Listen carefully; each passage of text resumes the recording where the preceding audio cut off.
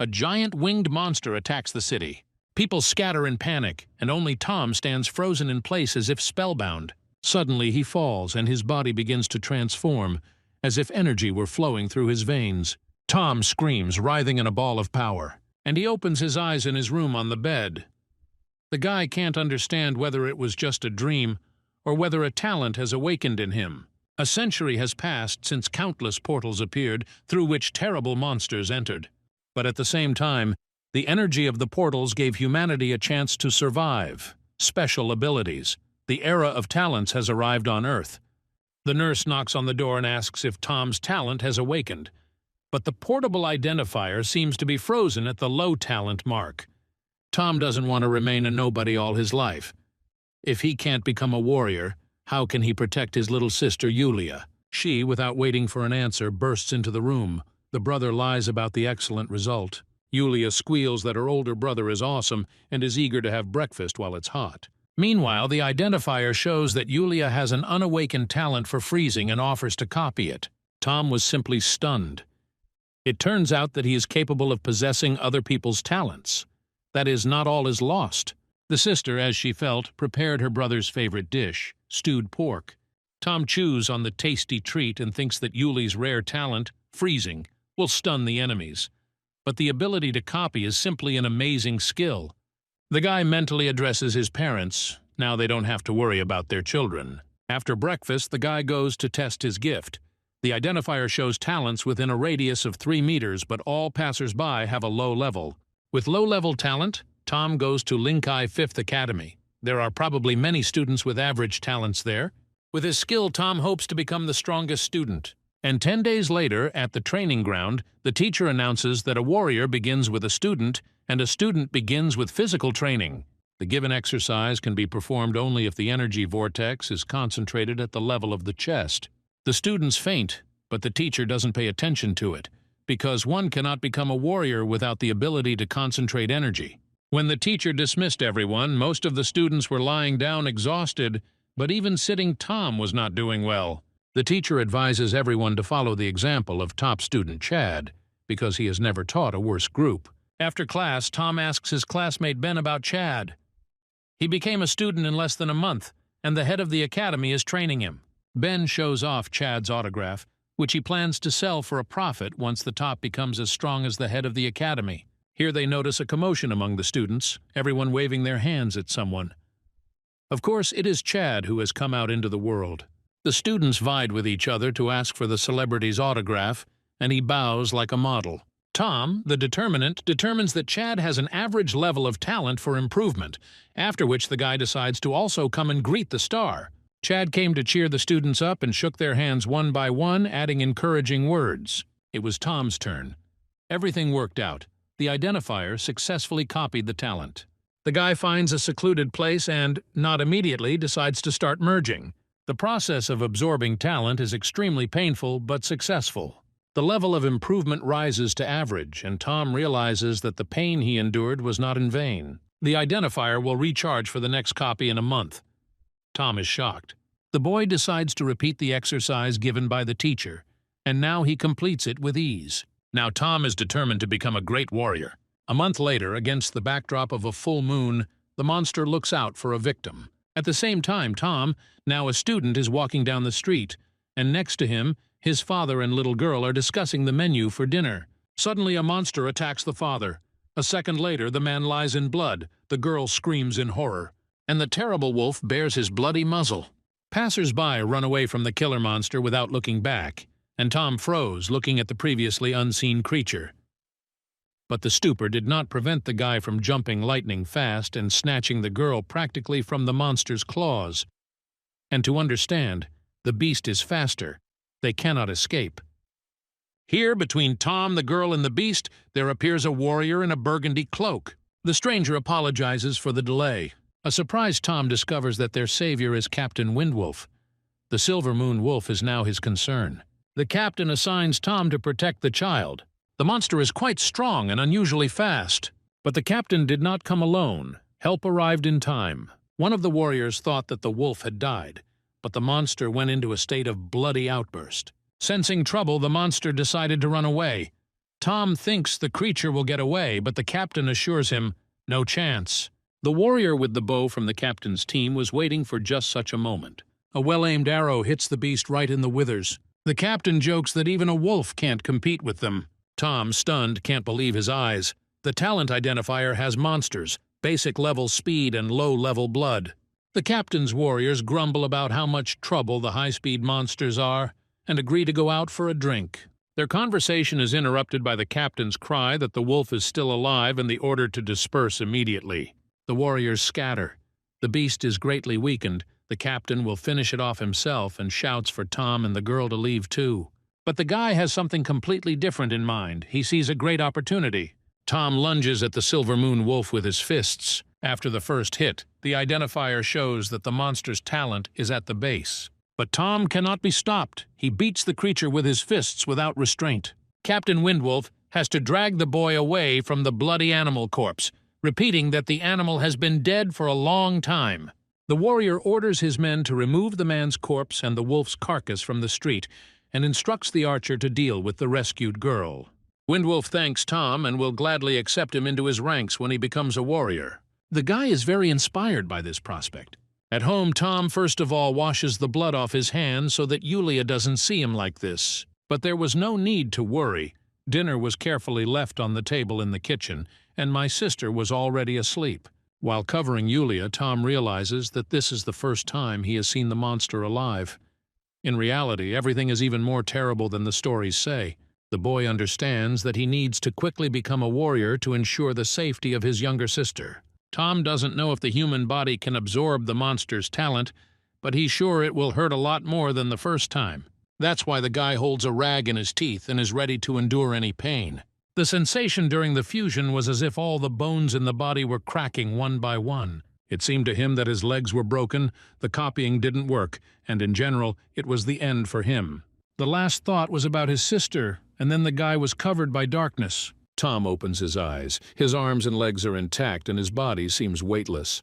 According to the identifier, everything went well. The guy is running around the grove of the 5th Academy like crazy.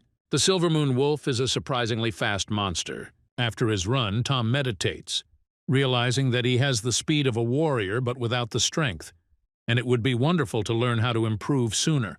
It was while he was lost in these thoughts that his friend Ben Jean found him. A classmate knows that Tom is already a student and asks if he knows a way to quickly gain strength. Jean progressed faster because he had experienced this method himself, drinking the blood of a monster. Tom mentally howled, realizing how much wolf blood had gone unnoticed while he was unaware of its effect. And Ben knows how to get such a stimulant. Outside the city limits, a special area has been set up for the special examination of the 5 academies. Everything is unofficially run by the top brass of the Linkai Academy, and those who pass the exam receive the blood of the monster. Tom wonders how difficult it is there. According to Ben, it's easy. The animals have already been exterminated. There are only small monsters. The guy is interested in this opportunity. Ben immediately offers to join his team, so he told about the exam. But Tom refuses to join the group, which greatly upsets Ben, although this will not interfere with their friendship. Only solo participation is suitable for Tom, because if he reveals his skills, trouble is guaranteed. A month later, Tom came to the director of the 5th Academy to register for a special exam. He asks how the guy knows about this and why he showed up without an invitation. Tom is already a student and is eligible to participate. The director wanted the boy to live longer, but since he insists, he needs to sign a waiver of claims in the event of death. Tom is surprised by this turn of events but signs the document, since it is necessary for participation. As the student leaves, the principal smirks over a drink, because the naive first-year students have no idea what awaits them. Yulia wakes up at home and is surprised to see breakfast prepared by her brother and a note that he will be at an event at the academy for 3 days. Outside the city, flocks of crows circle over the ruins, and below, representatives from each of the 5 academies gather. Tom is surprised by the number of participants, but Ben explains that there are always a lot of people. The brazenly aloof swordsman is surprised that the weaklings from the 5th Academy are also participating. His interlocutor assures that after the exam begins, both the animals and the participants can become prey. The fewer weaklings, the more opportunities for the strong. Ben explains that the brazen swordsman is a genius student of the 1st Academy, Sean Mo. Of the youth of the Mo family, Sean is the strongest. Then another swordsman approaches Sean and threatens to kill him. Sean wonders if the newcomer is tired of losing so many times. The swordsmen glare at each other. Ben explains again that it was the Second Academy's top swordsman, Yan Li, who had been defeated by Sean Mo several times, who had approached. Tom shouts in support of Yan Li. Yan even feels awkward that they are shouting at him and not at Sean as usual. The omnipresent management immediately reminds through the loudspeaker that fighting outside the wilderness zone is prohibited under threat of disqualification. Ian and Sean exchange death threats in the exam area. Ian approaches Tom and asks him to introduce himself to the brave man who supported him in front of Sean. The determinant indicates an average level of talent in fencing. The students shake hands, and Tom wishes Ian to teach Sean a lesson. Ian wishes Tom to survive, and the determiner copies the fencing talent during the handshake. The start of the exam is announced. The first to be launched are the participants from the First Academy. Ben runs to his team. Ian wishes Tom luck and leaves. The students of the Second Academy enter the zone next. While the participants of the 4 academies are being launched, Tom looks for a secluded place. The third time, the merger occurs less painfully, apparently due to habit. The feeling is not pleasant, but Tom must increase his strength. The guy was pleased with the result. The trees were cut like a stick of sausage. Now the guy is ready to take the exam with more confidence. It's the turn of the participants from the 5th Academy. Almost immediately upon entering, Tom's sensitive hearing picks up the rustling sound of a crawling snake. Cutting off the monster's head turns out to be easy, and the snake's eye becomes the first point in the trophy case. While putting the loot in his backpack, Tom remembers the rules. More trophies, higher rating. But the number of animals required to pass the exam is unknown. Tom decides to find a more serious monster, and suddenly hears a cry for help. Having come running to the scream, the guy discovers his friend Ben surrounded by a pack of wolves. Ben, with a spear at the ready, shouts that since he is single, it is too early to die. But when the beast attacks him, he runs away, throwing aside the heavy weapon. Tom realizes that the situation is dire and knocks an arrow. The monster lies down from the first shot. Tom jumps down to Ben and offers to help in exchange for the trophies. Ben yells at the boy to run away. The fanged wolves are strong. The friend doesn't know that the Silver Moon Wolf's speed talent plus the fencing talent make for an explosive mixture. Ben watches, eyes wide with surprise, as a pack of fanged wolves lies mangled at Tom's feet. Tom methodically cuts the fangs from the defeated wolves. Ben doesn't object at all. The guy clarifies that Ben is leaving the game. Everyone in Gene's team is seriously injured. They need to be evacuated immediately to survive. Ben warns Tom to be careful. There are pseudo-monsters in the heart of the zone. Tom is surprised by this turn of events. On the gradation scale, monsters are the weakest. In second place are pseudo-monsters, and at the head of the chain are beasts. Ben heard that the First Academy is hunting a pseudo-monster, a 10-meter snake for which they give 500 points. As soon as Tom hears a number, he is only interested in the location of the bastard. Before Ben could finish talking about the southeast, Tom had already disappeared without a trace. Tom runs in the indicated direction as fast as he can, driven by the thought that 500 points guarantee first place in the exam. Ben shouts after him for his friend to take care of himself. Soon, Tom discovers the scattered bodies of the students of the First Academy. From the flashes of flame and noise, it is easy to determine where the battle has moved. The pseudo-monster looks scary. Sean drives the Academy students forward to finish off the monster, and he will take the points for himself. The assistant shouts that the pseudo-monster is weakening. It's time to destroy it. But Tom didn't look like the snake was losing its stamina. Sean intends to finish off the monster and soars upward. The swordsman plunges his blade into the monster's forehead, but the snake does not immediately fall down. First, it throws the man away with its powerful tail like a bug. Sean is not about to lose 500 points in first place that easily and watches the carcass fall. Tom, seeing what was happening, regrets that he didn't arrive earlier, because the creature was probably about to die. Assistant congratulates Sean Mo on winning the 500-point trophy. Suddenly, the snake rises again. The students of the First Academy wonder if the monster has entered a state of bloody outburst and realize that it is a real monster, not a pseudo-monster. Meanwhile, the snake hides in the ruins. The confused students don't know whether to pursue the monster. Sean yells that this monster is worth 1,000 points. This radically changes the students' attitude towards the situation. The First Academy rushes to chase the wounded snake. The news about 100 points for a full-fledged monster simply inspires Tom. The boy rushes after the snake. naturally ahead of the students of the first academy. At the ruins of the building, he discovers snake slime and hopes that 1,000 points are already in his pocket. The dilapidated building exudes a terrible stench of a monster. The snake itself drinks drops of an incomprehensible liquid that oozes from somewhere above. Tom understands that it is unlikely that a wounded monster would crawl here for ordinary water. He draws his blade and lunges at the serpent. The monster is unusually fast and strong, and if it weren't for the squad from the first academy, Tom would have had a hard time. But the enemy is defeated. Tom collects the strange liquid that the snake drank so that not a drop is left for Sean. Then he cuts out the eyes as a trophy and collects valuable blood from the monster's heart. Now Tom is confident that with his number of points, first place is guaranteed. When Sean found the snake, there was nothing left to catch except a useless carcass.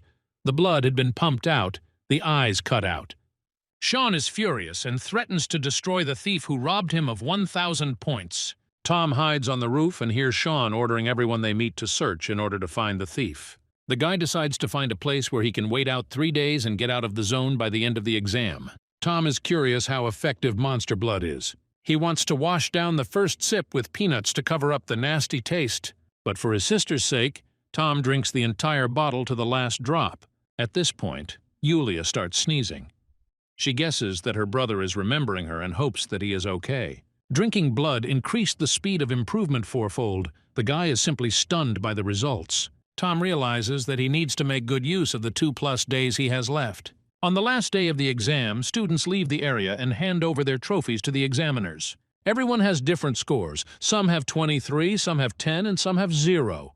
Yan Li filled his backpack to the brim, and after counting the trophies, he received 195 points. Sean Mo comes out with his entourage. The examiner's desk is filled with a pile of loot from Mo's backpack. The tally comes to 427 points. The stunned students shout that they expected nothing less from Mo. Ian calls Sean a bastard who simply took trophies from others, to which he claims that he took them with his talent. The students congratulate Sean on first place, but he knows that the winner will have over 1,000 points. The examiners assume that everyone has already left, and if someone is missing, then he is probably dead. But then another participant unexpectedly appears from the side of the zone. Tom walks slowly with a full backpack and receives 100,003 bottles of mid-level monster blood as a reward for first place. Ben is genuinely happy for his friend because their academy won the first prize. Yan Li wonders how the guy got so lucky. Sean grits his teeth because the thief turned out to be a young brat from the worthless 5th Academy. Mo orders that all possible information be obtained on the thief. Only the director of the academy does not share the delight.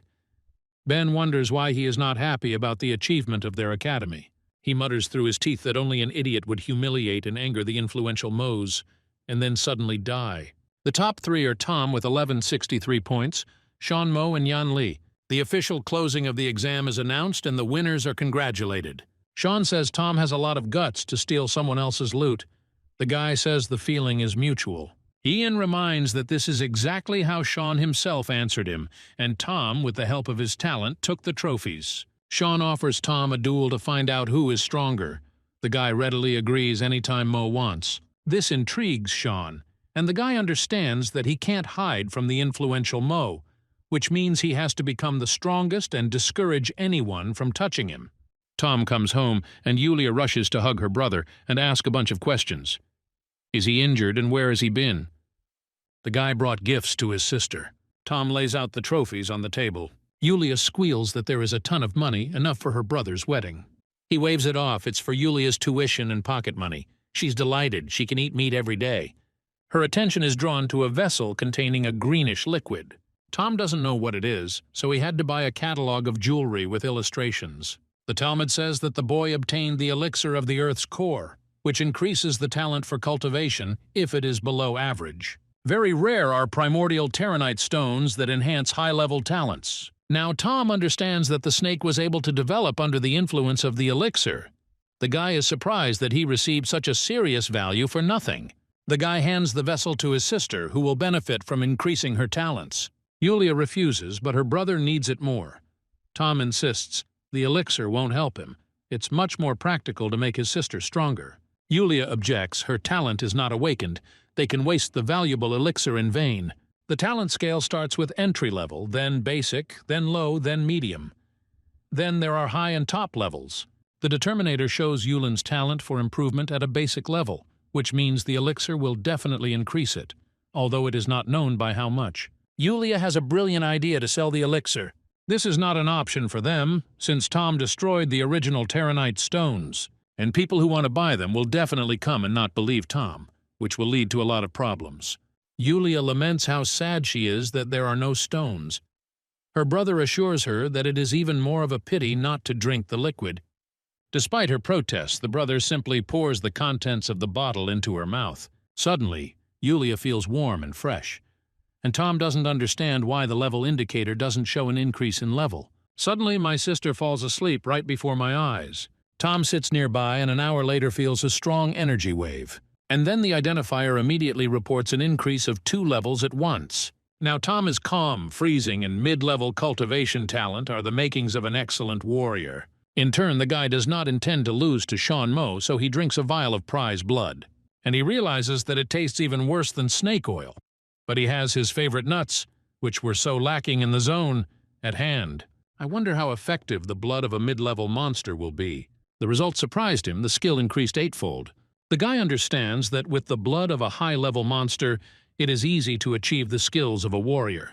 But even of average-level blood, there are only 2 vials. 10 days later, Tom is meditating in the Academy's grove, where he is found by an agitated and out-of-breath Ben. A friend reports that Sean hasn't left his room and is clearly up to something. Most likely, Mo wants to reach the warrior stage and only then fight Tom. The guy didn't appreciate the commotion because he thought Sean had shown up and not locked himself in his apartment. Tom estimates that it will take Sean about a month to gain warrior skills. Ben screams that Sean is a warrior and will trample the guy like a bug. But Tom reassures him that he is also improving and not just sitting there. Jean is not calming down because the Mo family has practically unlimited resources, and Tom only has 3 vials of blood, which he has clearly already drunk. Ben laments that his friend is doomed, but promises to help with his funeral and take care of his sister. Tom believes that if you drink the remaining blood of the snake, you can advance to an advanced student. Although it is below the warrior level, with the talents he has, Tom can easily fight with a warrior. The Mo family lives in a huge, pompous mansion. The door to Sean's room shatters, revealing Sean Mo. The assistant falls to his knees and congratulates Sean on reaching the warrior stage. The maids rush to put Mr. Sean's robe on. A satisfied father, Andy Mo, also an elite mid-rank warrior, also an elder of the 10 Elders clan, comes in. He expected nothing less from his son, and Sean promises not to disgrace his family. Andy reports that his great-grandfather personally wishes to reward the new warrior. Sean kneels and thanks for the support.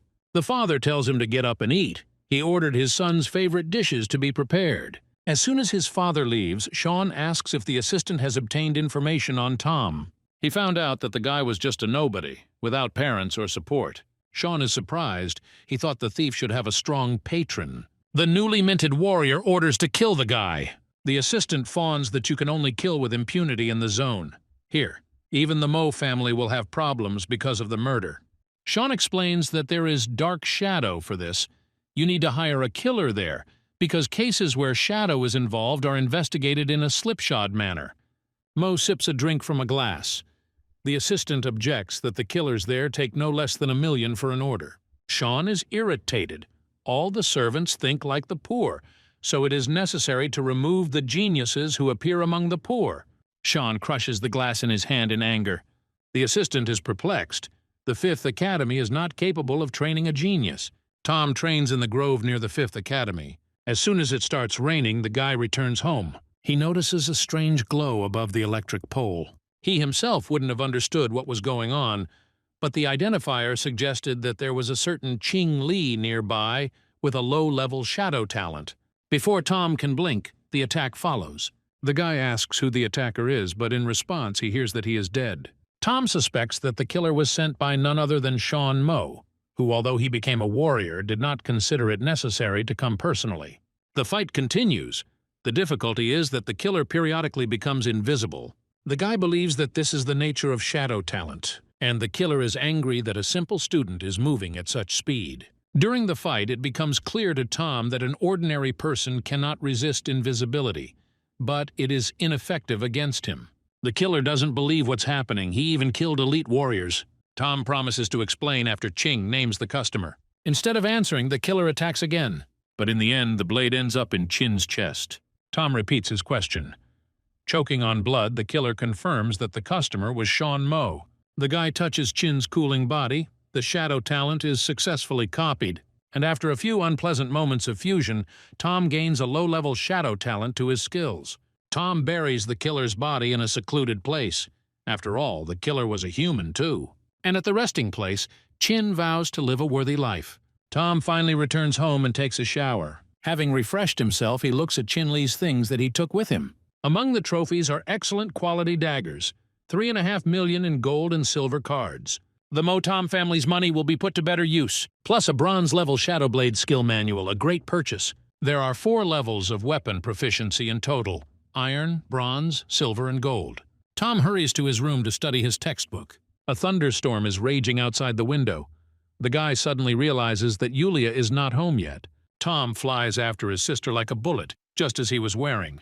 After all, Sean clearly found out everything about him, which means he could have attacked his sister as well. The atmosphere outside the school was usually calm, but that would hardly stop Sean Mo. There's something poking into the guy's back. Tom swings in a lightning-fast turn, but it was the sister who decided to joke. Tom reproaches her for being so late. Yulia was just on duty today. The sister is surprised that the guy is barefoot and without an umbrella. Sean Jr. watches them from a black car. Mo is furious that the thief is still safe and sound. On the way home, the guys buy grilled sausages. Yulia finds out that her brother wants boiled pork in hot sauce for dinner. Tom remains vigilant and notices that a black car is following them. At home, Yulia is already asking for help setting the table and not to stare at the window. Tom looks at the black car parked near their house. The car continues the pursuit for the next 3 days. Yulia goes to school without suspecting anything. Her brother secretly escorts her and guards her, and he constantly thinks that Sean will cross the line if he dares to offend his sister. Suddenly, a car pulls out of the school parking lot. Tom decides to follow her. The car arrives at an inconspicuous construction site. Sean gets out and heads into the building. Inside, Tom sees a disgusting scene. Sean is sitting, and in front of him 2 thugs are beating up an ordinary man. Mo demands the debt be repaid today or the amount will double from tomorrow. The poor guy mumbles that he has no money and that Sean's interest rates are sky high. The unfortunate man asks to let him go, since his children and elderly parents depend on him. Then Sean's assistant arrives. The killer has disappeared, but he will try to find him through a front man. Sean yells, "Does anyone really think that the heirs of powerful families like him can be fooled?"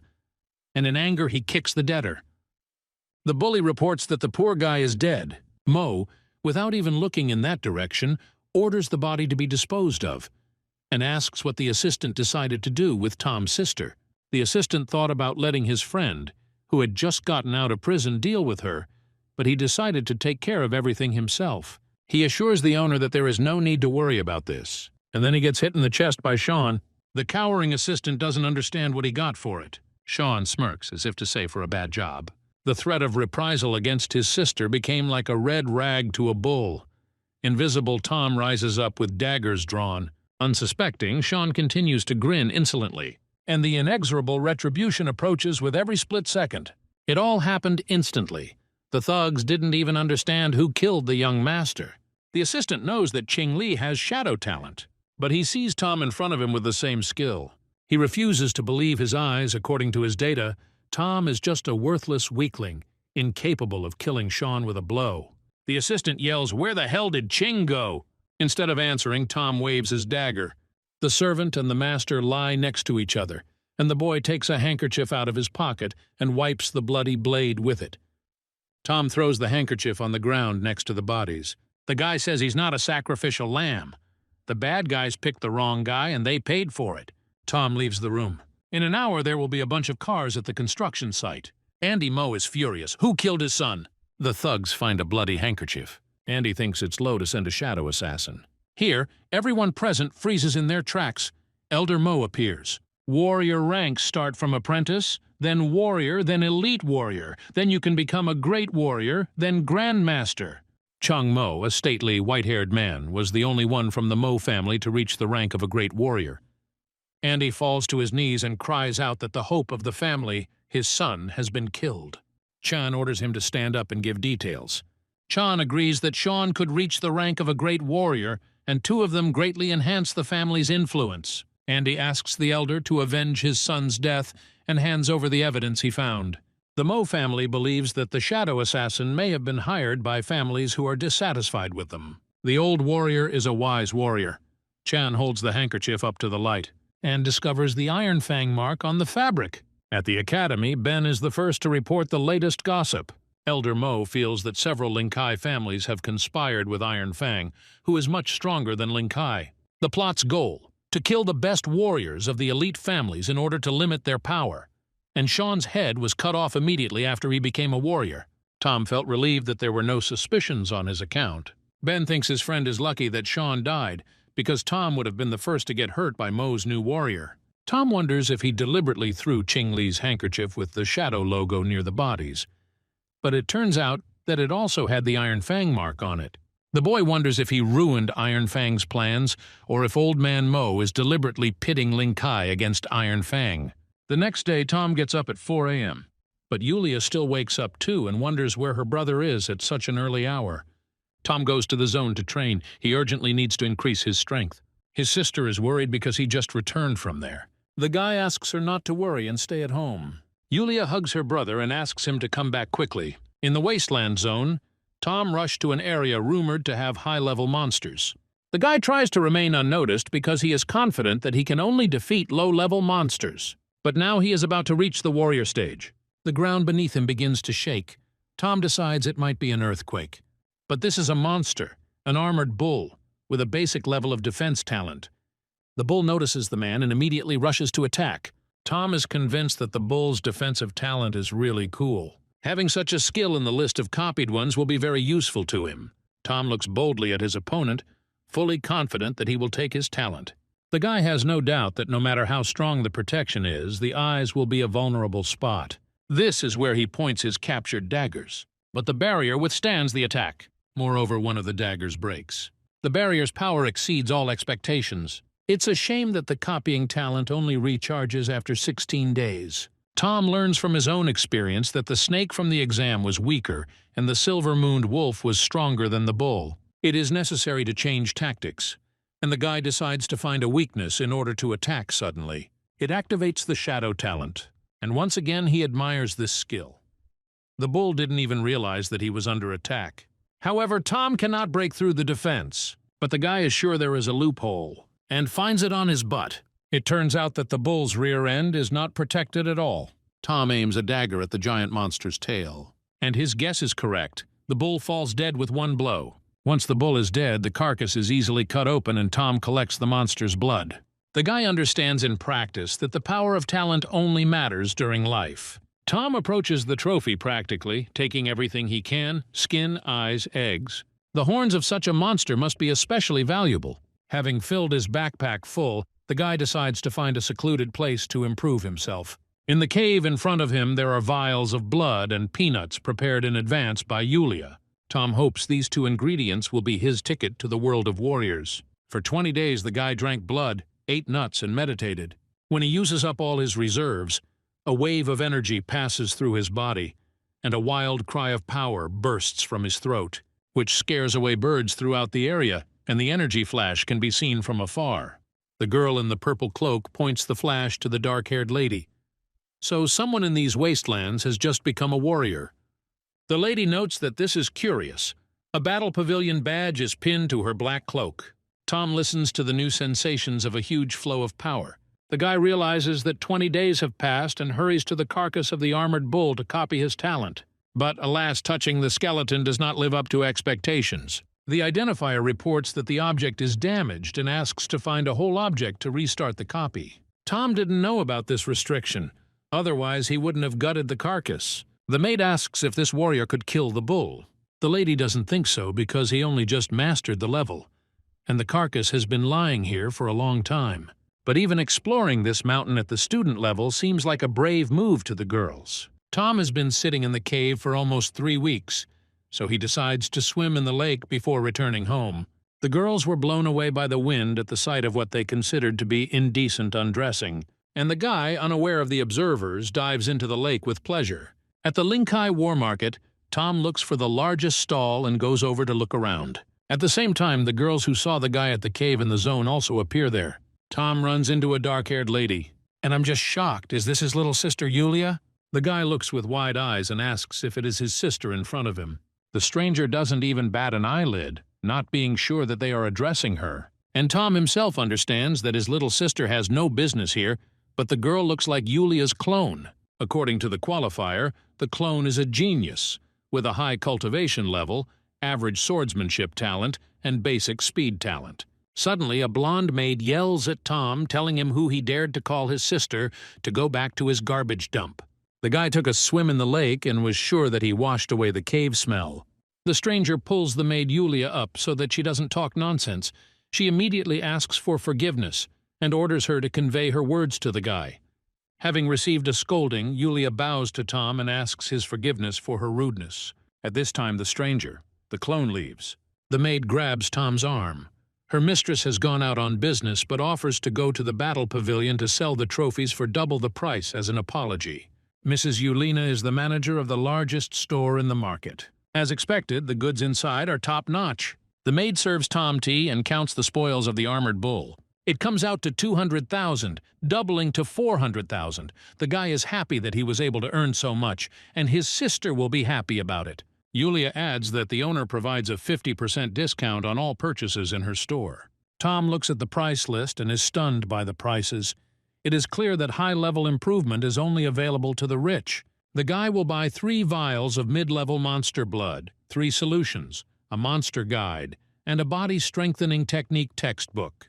With a discount, it comes to 785,000, which, as an apology, is rounded up to 700,000.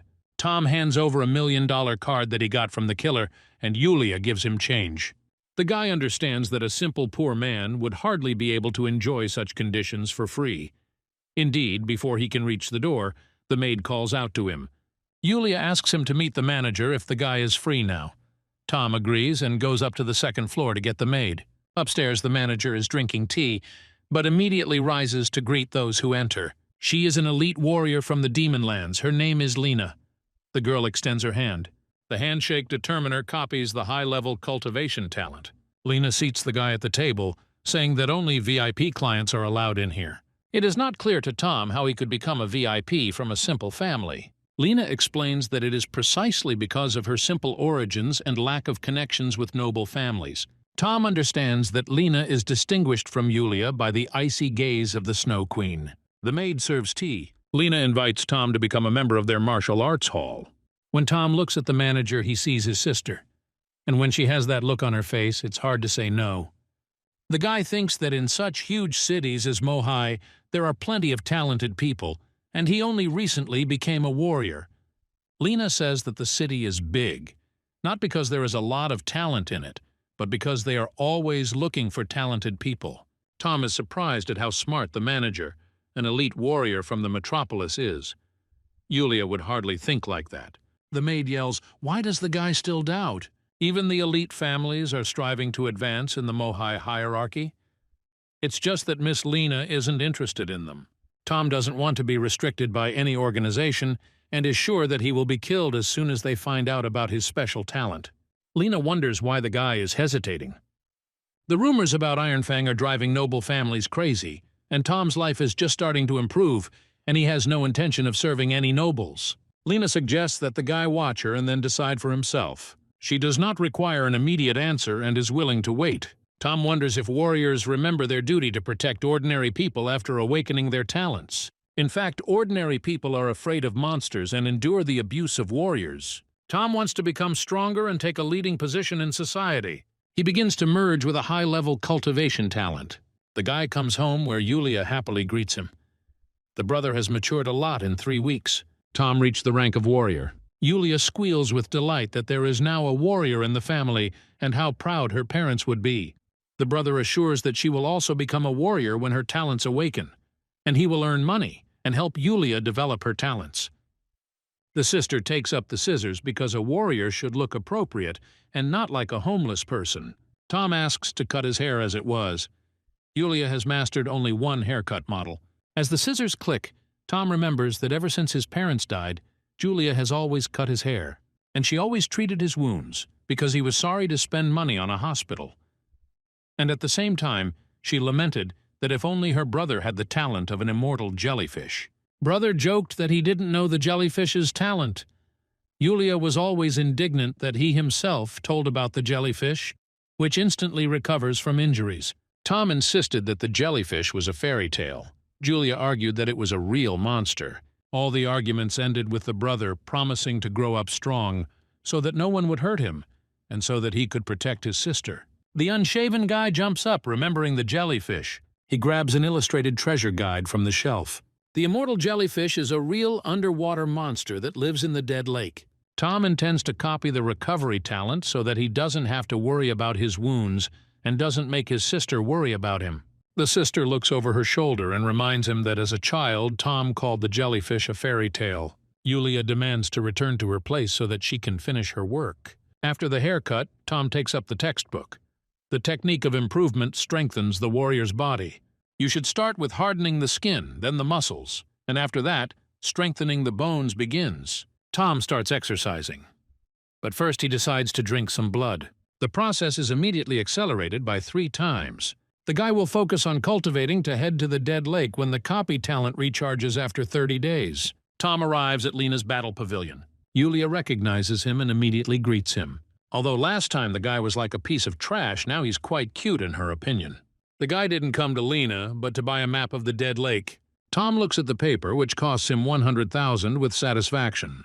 And Yulia thinks that now the guy will go rummaging through the trash in a new place. The maid recalls that Lena once said that there are many nightmarish monsters there, so even an elite warrior would have a hard time alone. Julia hopes that everything will be okay with Tom. The guy goes to the lake. Upon arrival, Tom realizes that it was not named for nothing.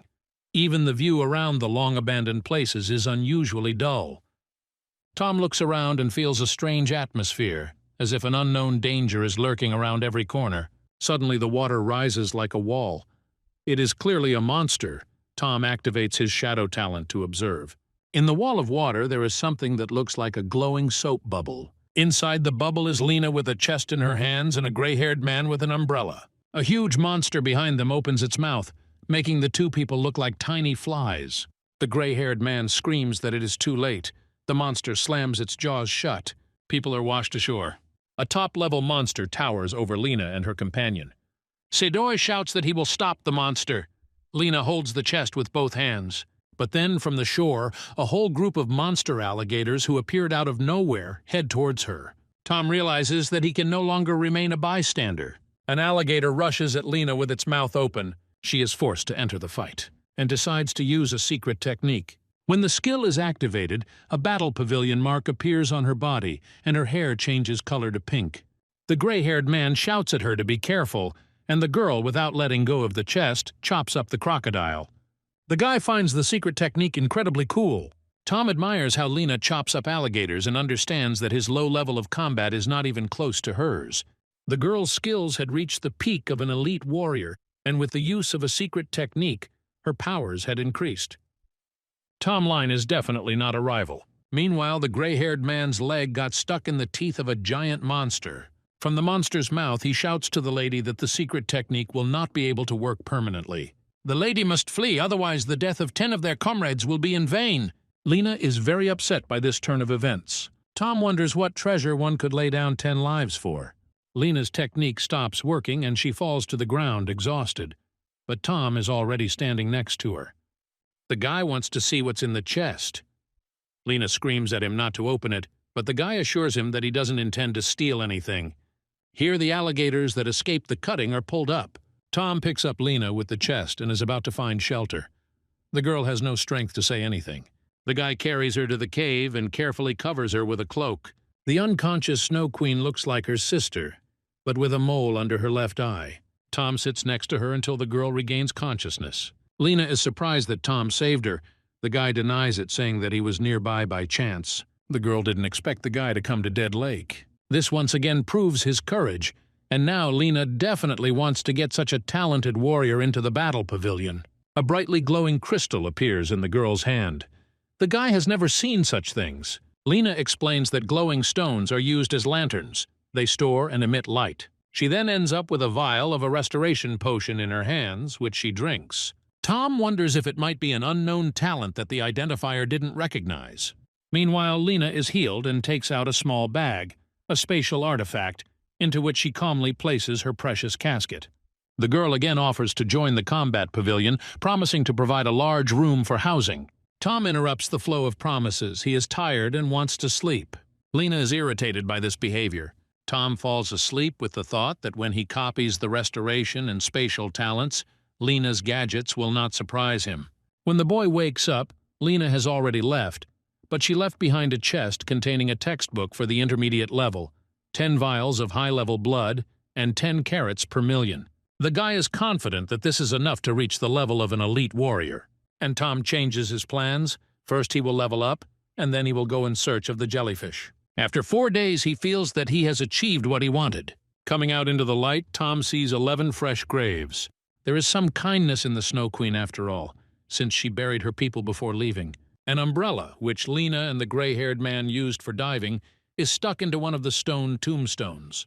Tom opens the useful find and finds himself in an air bubble.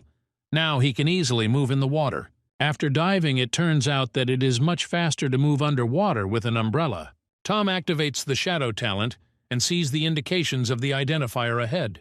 There's a mid-level monster there, a karambit fish with a mid-level blood talent. Luckily, the fish doesn't notice the bubble. The guy dives into the deepest part of the lake and immediately gets hit in the bubble by a tentacle. Yes, tentacle of the immortal Nutricula jellyfish with a low level of blood talent and a high level of recovery talent. Tom chops off the tentacle, which grows back almost instantly. The jellyfish hits the bubble. Tom touches the tentacle with his hand, and the identifier confirms the talent has been copied. The monster shoots a poisonous stream at the retreating bubble. The umbrella begins to decompose. Tom can't stay underwater any longer. Plus, the identifier shows a bunch of data tables. That is, there are a lot of monsters around the guy. But the coveted talent has been copied, so there is no point in getting involved in the fight. And Tom swims to the surface as quickly as possible. Once Tom reaches the shore, the first thing he does is perform a restoration talent fusion. The body has apparently gotten used to the pain. Everything is going easier than the guy expected. He needs to test the new ability. There was a burn on his hand from the jellyfish's venom that would have killed an ordinary person. Tom activates the talent, and in a moment there is not a scratch left on the skin. Now, to fight stronger opponents, attacking talent is needed. The guy returns home and leafs through a monster reference book while Yulia cuts his hair. His attention is drawn to an ant with supernatural strength. These lowly monsters live in groups, and the great warrior has difficulty repelling their attacks. Tom's eyes light up. He goes to the battle pavilion. Julia asks what the guy wants. Need the intact remains of an ant with supernatural powers. There is no ant available, but there is information. Linkai base wants a trade agreement with the Tayara base. And between the bases, there are a lot of scary animals. There are also ants there. The distance between the 2 points is 100 kilometers. The Mo family conducted an investigation in Tayara into the death of their member, but suspicions were not confirmed. But thanks to this, Tayar made an agreement with the Lin family regarding the trade route. Tom doesn't expect anything worthwhile from the Mo family. Yulia hands the guy Lena's pass to the event. The lady cooperates with medium and small bases and will not go there.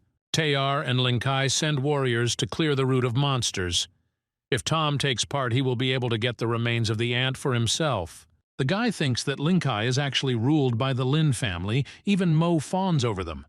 He decides to figure it out himself. Tom attends an event at the Lin family residence, which has gathered more than 100 warriors. He will try to remain vigilant. The head of the Ming family's son, an elite warrior, comes out to greet those who have gathered to participate in the mission of clearing the path. The Mo family is also present in the background. Min is blabbering about the importance of the cleanup mission. The path from their small Linkai base to a medium-sized base promises nothing but benefits for everyone. This is a dangerous business, but it pays better than simple hunting. The assembled warriors shout in support of Ming. Among the crowd, Tom notices Captain Windwolf, but is unsure if the warrior remembers the simple boy. Meanwhile, Min promises that the warriors can keep all the resources for themselves. Plus, from the Lin family, All participating warriors will receive 2,020,000 servings of medium beast blood. Elite warriors will be given 10,003 servings of top-level blood. Participants are rushing to register quickly to get rich. Those gathered are asked to take turns touching the stone with their hand, which will determine their level of ability. Tom sees no point in working for either the Lin family or, even more so, the Mo family. The guy doesn't want to draw attention to himself, so he's going to put in less effort to make the stone lower his level. Tom manages to hold back. The stone determines the warrior of the last phase. The line whispers about how young he is, an almost elite warrior. Captain Windwolf is at the same level as the stone showed Tom, and his crew are warriors of the intermediate phase. One of the crew points out that they have some free space. The captain counters that the last phase warriors are in great demand. But Tom himself approaches the captain and says hello. Windwolf remembers a boy who saved a little girl from a wolf. The captain didn't expect that the boy would mature so much in just a year. Tom asks to join the squad, and Windwolf gladly accepts him. The archer will now feel more at ease with this level in the party. The team arrives at their clearing area. The map claims that there are only low-level monsters here. The captain nevertheless asks everyone to be careful. Tom's keen hearing picks up a quick movement in their direction, which he immediately reports to the commander. The squad is surrounded by a pack of wolves. Windwolf will be in front, Tom in the back, everyone else will act according to the situation. The guy asks to leave the wolves to him. The wolves growl viciously, slowly surrounding the people. The captain commands to attack together. Tom hears the command and rushes at the monsters. The blade flashes like lightning. Legs are also a good weapon. The monsters were quickly eliminated. The captain praises Tom, who brought down 3 animals. Tom lowers his eyes modestly. In fact, he just didn't want to show his full strength. The archer and the swordsman joke that the commander shouldn't relax with such a warrior in his squad. The question arises as to why the wolves attacked before the people entered the valley, where the animals would have had an advantage. The captain believes that the wolves have entered the territory of stronger animals. But there is no reason to worry. All squad leaders have been given radios to contact the Lin family in case of a threat. The detachment continues on its way. Soon Tom detects movement from above, but a fiery lizard with a base level of fire talent and a low level of blood talent is approaching the roofs of the ruins. Naturally, the bastard reptile starts spitting fire. 2 fighters offer to take on the low-level lizard, since the commander has already fought. Together, the warriors bring down the monster without losses. The warrior thanks the archer who distracted the lizard. Before the team has time to rejoice in their victory, fire is flying at them again. The flame lizard was not alone. Its relatives arrived in time. The captain requests radio support. But the Lin family doesn't care about the lives of the soldiers at all. The radio just crackles. The call is ignored. The captain breaks the useless thing out of anger. He orders the squad to leave, and he himself is going to detain the monsters. The archer and the swordsman offer to leave together. The second swordsman, also a newcomer to the squad like Tom, calls them a bunch of idiots and runs away alone.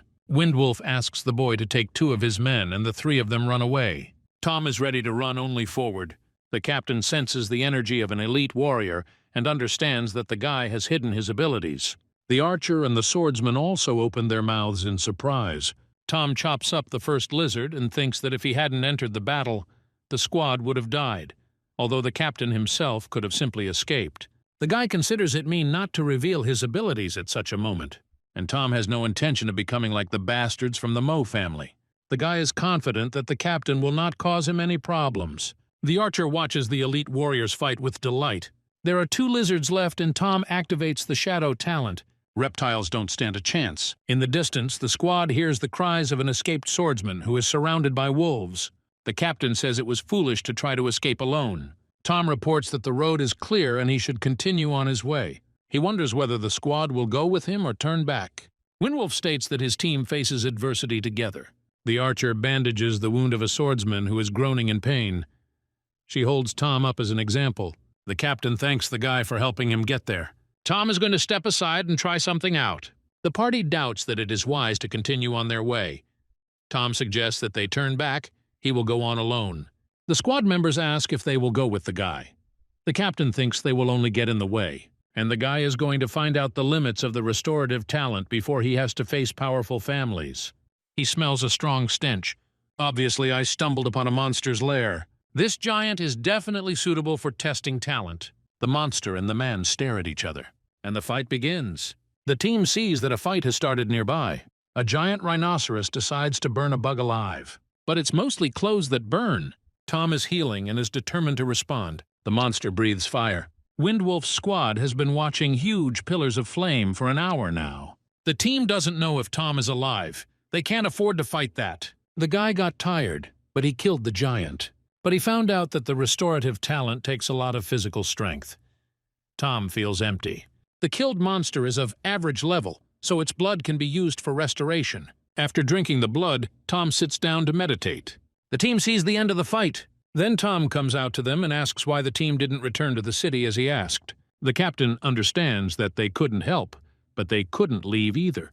The archer gives her spare clothes to replace the burned ones. Tom gives all the trophies to the team because they did not leave, and this did not allow the animals to gather in a pack. The squad members had never seen so much prey at once. The captain clarifies that Tom will not be transporting the loot either. The guy is interested in the area of ants with supernatural powers.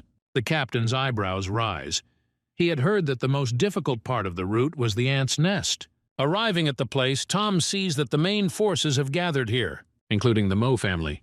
The Lin family is here too, of course. But the one who commands them all is Old Man Ching, the great warrior of the Iron Fang base. The formidable Ching senses surveillance and orders the boy to be brought to him. Tom reassures himself that he needs to get into this group in any case. The captured observer is brought to the old man. The stern old man sees that he is an elite warrior and asks why he was secretly watching. Tom is from Linkai and heard that there was a lot of hunting here, so he came. Chin doesn't understand why the guy is walking alone and what family he comes from. None of the warriors know this. The old man is surprised. An elite warrior of such a young age is a rarity, especially an unknown warrior. Then Min jumps up and declares that the guy is from the Lin family. Tom understands that the head of the Lin family behaved as expected, one step ahead of Mo. Upon hearing about the elite rank, he immediately recognized him as his own man. Min tells the guy to get in line, and he follows the command. Min rejoices that he got hold of an elite warrior for free. Lena and her maid are watching everything from a distance. Yulia is outraged by the behavior of the vile Lins. They are not suitable for Tom. Lena states that the guy can only belong to her battle pavilion. Warriors led by Chin advance. Tom is upset. Everyone now knows his level, and this will complicate further leveling. But the guy is already strong enough not to be afraid of anything. The old man commands everyone to stand still. Assistant Sink reports that he has set up a magic field. Everything is ready. In front of the squad rise mountains of earth, a lair of ants with supernatural powers. Grandfather tells Sinku to stick to him. He orders everyone else to step back. The warriors carry out the command, wondering what Ching has planned. He brings his palms together. A magical pentagram appears above the lair. Ching touches the same sign with his hands as above the anthill, and then a multitude of fireballs begin to explode. Ming is shocked by the power of the Iron Fang base. It turns out that Ching is a mage who can create magical fields. Yulia wonders if the old man has gone mad. It is unlikely that such a valuable move was worth using. Lena believes that Iron Fang has a plan.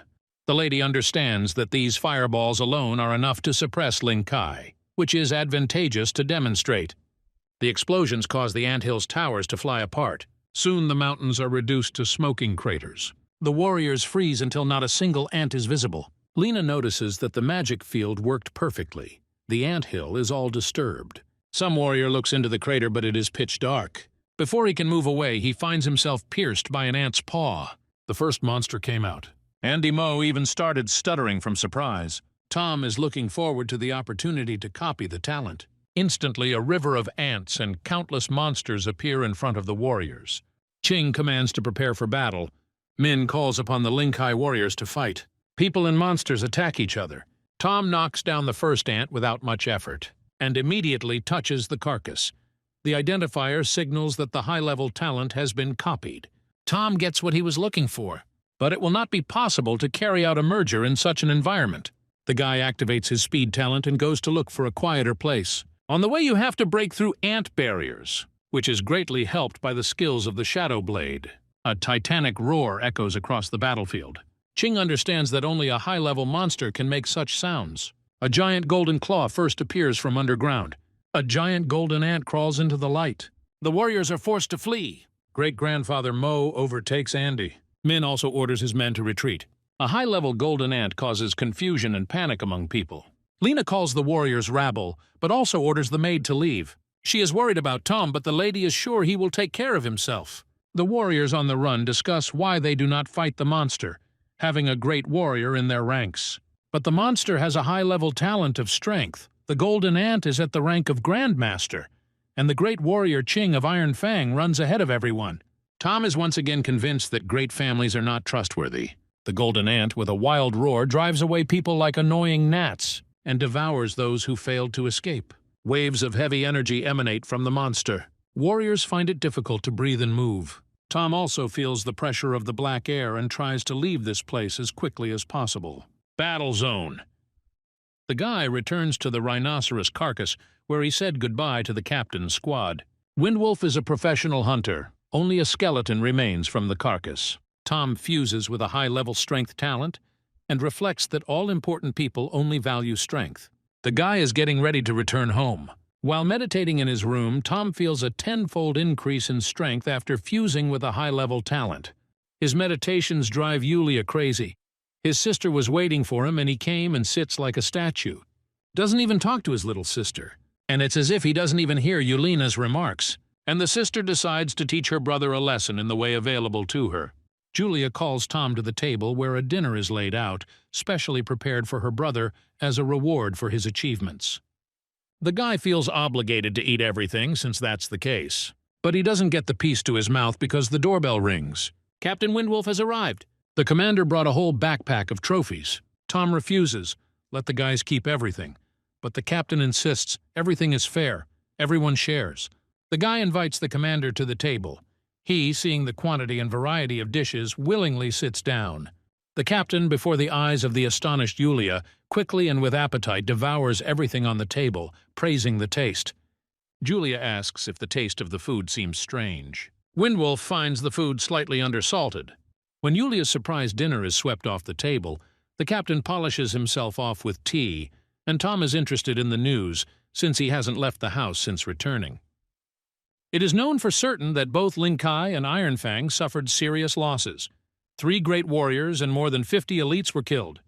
Cap knows that after the retreat of the first detachment, a second group of great warriors was created, which also lost to the ants. After this, Iron Fang, in a rage, sent the Grandmaster, who resolved the issue with the ants. And he cleared the entire trade route single-handedly, but now only Iron Fang knows where exactly the safe route lies. Julia washes the dishes, and Tom wonders whether the route was worth such sacrifices. The brother and sister go out to see the guest off. On the street, the dandy blonde Jun Mo, the manager of the Mo family, is waiting for them. Jun bows and hands Tom an envelope with an invitation to dinner from the head of the family. Tom politely explains that he hasn't been in the mood to leave the house lately. Jun notices with a displeased grimace that no one has dared to reject Mo's invitation so far. The captain approaches the manager with a smile and offers to come to an agreement. June, without looking at him, approaches Tom and strongly recommends that he not be impudent and accept the invitation. At this, June puts her hand on the guy's shoulder. Instead of answering, Tom breaks his hand like a match and throws June to the ground. The captain yells at the guy to stop. June crawls away with a promise to kill Tom. Looking after the manager, the captain advises not to make scoundrel enemies. Tom suggests simply forgetting about him. June promises to take revenge on the guy. In the Mo family residence, the head elite warrior and Elder Chan's son, Chad Mo, paces nervously around the room while the elder sits in a chair. The injured steward flies in and falls on his face. Chad instructed to ask Tom to come, but not to harm him. According to June, as soon as the guy heard what family he was from, he tore up the invitation, beat up and drove away the messenger. Chad is furious. The head sends the manager away. Chad gives his father medicine. Chan takes the pills. He knows his wounds are unlikely to heal, but he had to use a secret technique in the battle with the ants. The son reassures his father that everything will heal. Chan knows his body. He is sad that after his death there will be no more great warriors in the family, and this is a disaster. Chad doesn't understand whether Tom really wanted an invitation from the Lin family. The elder believes that for the sake of the boy, he will have to compete with the Lin family. And if Tom refuses to come himself, we must bring him here by force. Chad objects that the stranger won't be sincere, especially after he's captured. Chan had kept a bottle of memory-erasing potion in stock for such an occasion. Let the guy forget about everything, and they will come up with a new identity for him and brainwash him. Like Tom, Chad's illegitimate son was in a foreign land, and now he'll be allowed to return home. Chad thinks it will affect his reputation, but the elder orders them to stop chatting and carry out the order. Chad is going to send as many as 10 elders to avoid any misfires, and a dozen elders of the family set out to capture it. One of them is in Tom's apartment. He is reminded to first grab his sister, then force the boy to surrender. On the roof and below the house, everything is surrounded. The one who entered reports that the target has been detected. He is ordered to act, but everything doesn't go according to plan. Tom was waiting for guests under the blanket. The guy throws the body on the floor, and the earphone falls out, from which they demand to know whether Yulia has been captured. Tom puts in the earphone and replies, "She's caught, he'll give her back now." The guy throws the attacker's body out the window, saying, "Take it." The elders ran up and confirmed the death. The earpiece commands to be vigilant. The guy is clearly being helped. Tom objects because in Linkai, only 2 can stand against the Mo family, himself and the shadow assassin. With these words, he climbs onto the roof and cuts off the head of one of the elders who had taken up residence there. The earpiece tells us to disperse, since there is a shadow killer involved. Tom activates his speed talent, and the elder's disorganization does not help. The guy strikes enemies with the help of shadow blade skills. Those remaining below do not understand what is happening on the roof. But there is no one left to answer. Tom goes downstairs. The elders see Tom, who must be captured. 2 people rush at the guy at the same time. Tom activates his power talent, and both attackers meet their death. The remaining elder does not understand how a simple elite warrior can do such a thing. The boy recognizes Andy Mo, Sean's father. Andy begs for mercy. Tom reveals that he killed Sean. Andy fawns that Sean probably deserved it. There will be no mercy. The guy prefers to chop roots to weeds. Tom demonstrates, if they want to offend his relatives, let them prepare to lose their entire family. The guy heads to Mo's residence. Old man Chang is worried that there is still no news from the 10 great elders. Chad reassures his father that the 10 of them can handle everything. Then a dagger plunges into the floor right at their feet. They are shocked. Who dared?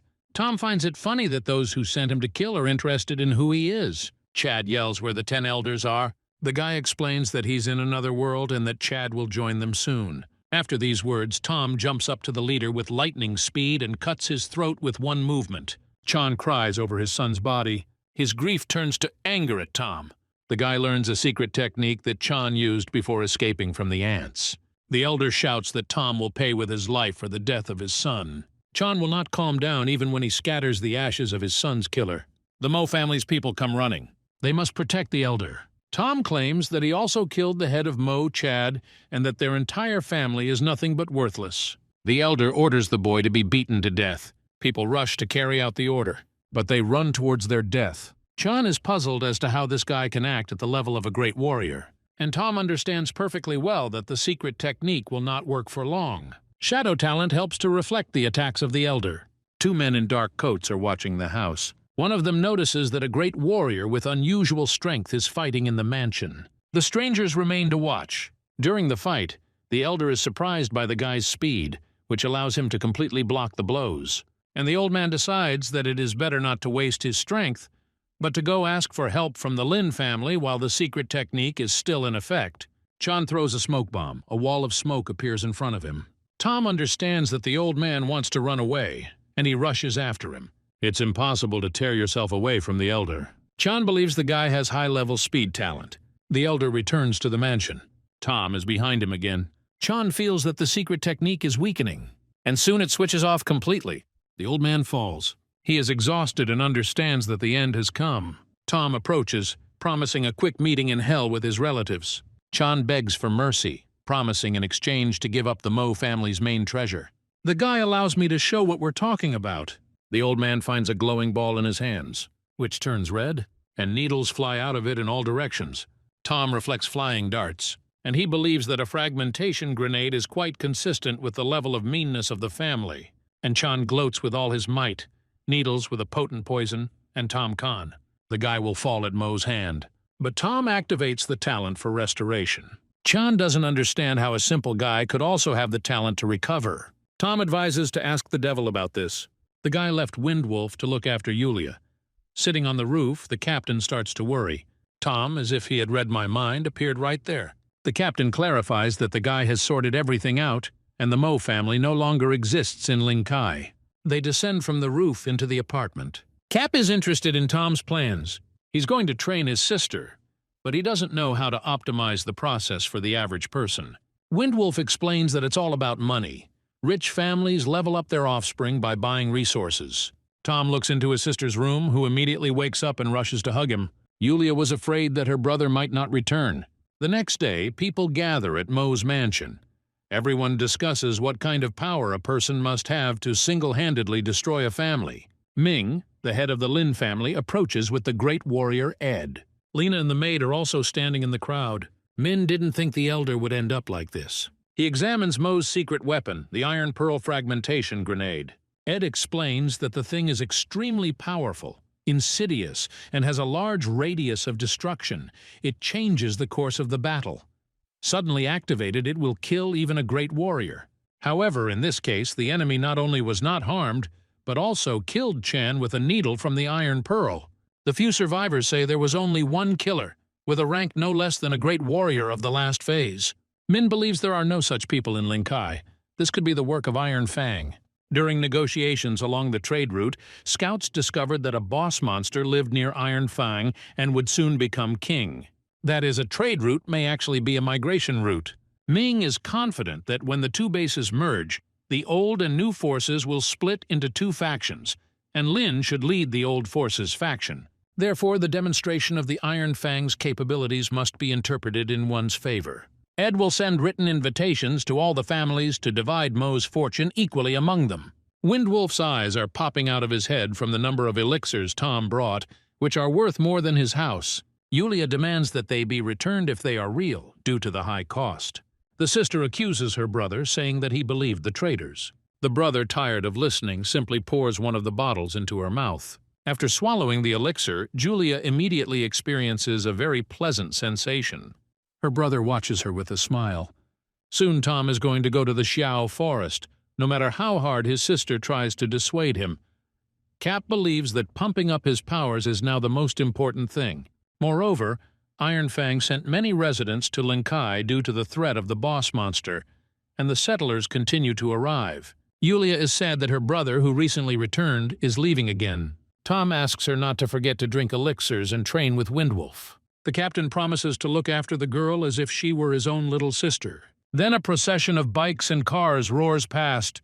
The Song family from Iron Fang has arrived. Leading the roaring column is a brazen blonde man on a bike, an elite warrior, the genius of the Iron Fang, Frank's son.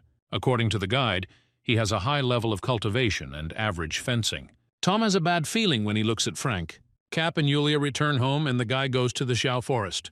This place is simply a rare wilderness. Tom finds traces of the black wolf leopard he went to look for to upgrade his speed talent. The guy feels vibrations of elemental force, which means that monsters are fighting nearby. Tom discovers a pair of golden dragon leopards with the highest level of speed talent. They are stronger than black wolf leopards and are rare to encounter. The leopards attack a high-level monster, a gorilla, who is like a great warrior at the peak of his skills. But leopards are only of average level, and the gorilla is a difficult opponent for them. Tom wonders how to copy talent during such a fierce battle. Suddenly, something rubs against his leg. This is a golden dragon leopard kitten. Tom asks why the kitten is alone and if he needs power, and he feels how the light of the soul emanates from the animal. And in the guy's head, a girl's voice sounds, who wants to give up her soul's light and sign a contract, becoming a faithful servant of a person. Tom doesn't understand why the kitten chose him as its owner. The beast felt the energy of speed from the guy and felt a sense of kinship. The Determinator sees a bouquet of rare talents in one beast. Low healing, average endurance, high speed, high blood bond. The kitten asks for help from her parents. The mother leopard is pregnant. Tom names the kitten Goldie, and she really likes it. And while he strokes the beast, the speed talent is copied. The guy immediately carries out the merger. Zolotza recognized the guy as the owner. Now he will do everything to help her. Tom begins his attack on the gorilla from the weak spot, from the eyes. The monster screams in pain. The kitten's parents hiss at the person. Tom asks to say that he does not need the light of the soul of the Mother of Gold. He is not an enemy. The guy hands the female a healing pill to save the fetus. The kitten's mother is healing, but the father is meowing. Zolotzi says that Daddy wants such a pill too. The man does not refuse, and the kitten says thank you. The gorilla is running away, but we can't let it get away. Tom doubts whether the three of them will be able to take down a high-level monster at high speed. Goldie is learning to fight, so there are 4 of them. The guy rushes into the attack, admiring the new level of speed. For the gorilla, they are like 3 midges, and the kitten is not even visible against the background of the monster. But Tom activates his strength talent, and that changes the situation. Leopards also make their ferocious contribution. Tom delivers devastating blows, but the gorilla has a surprisingly strong body.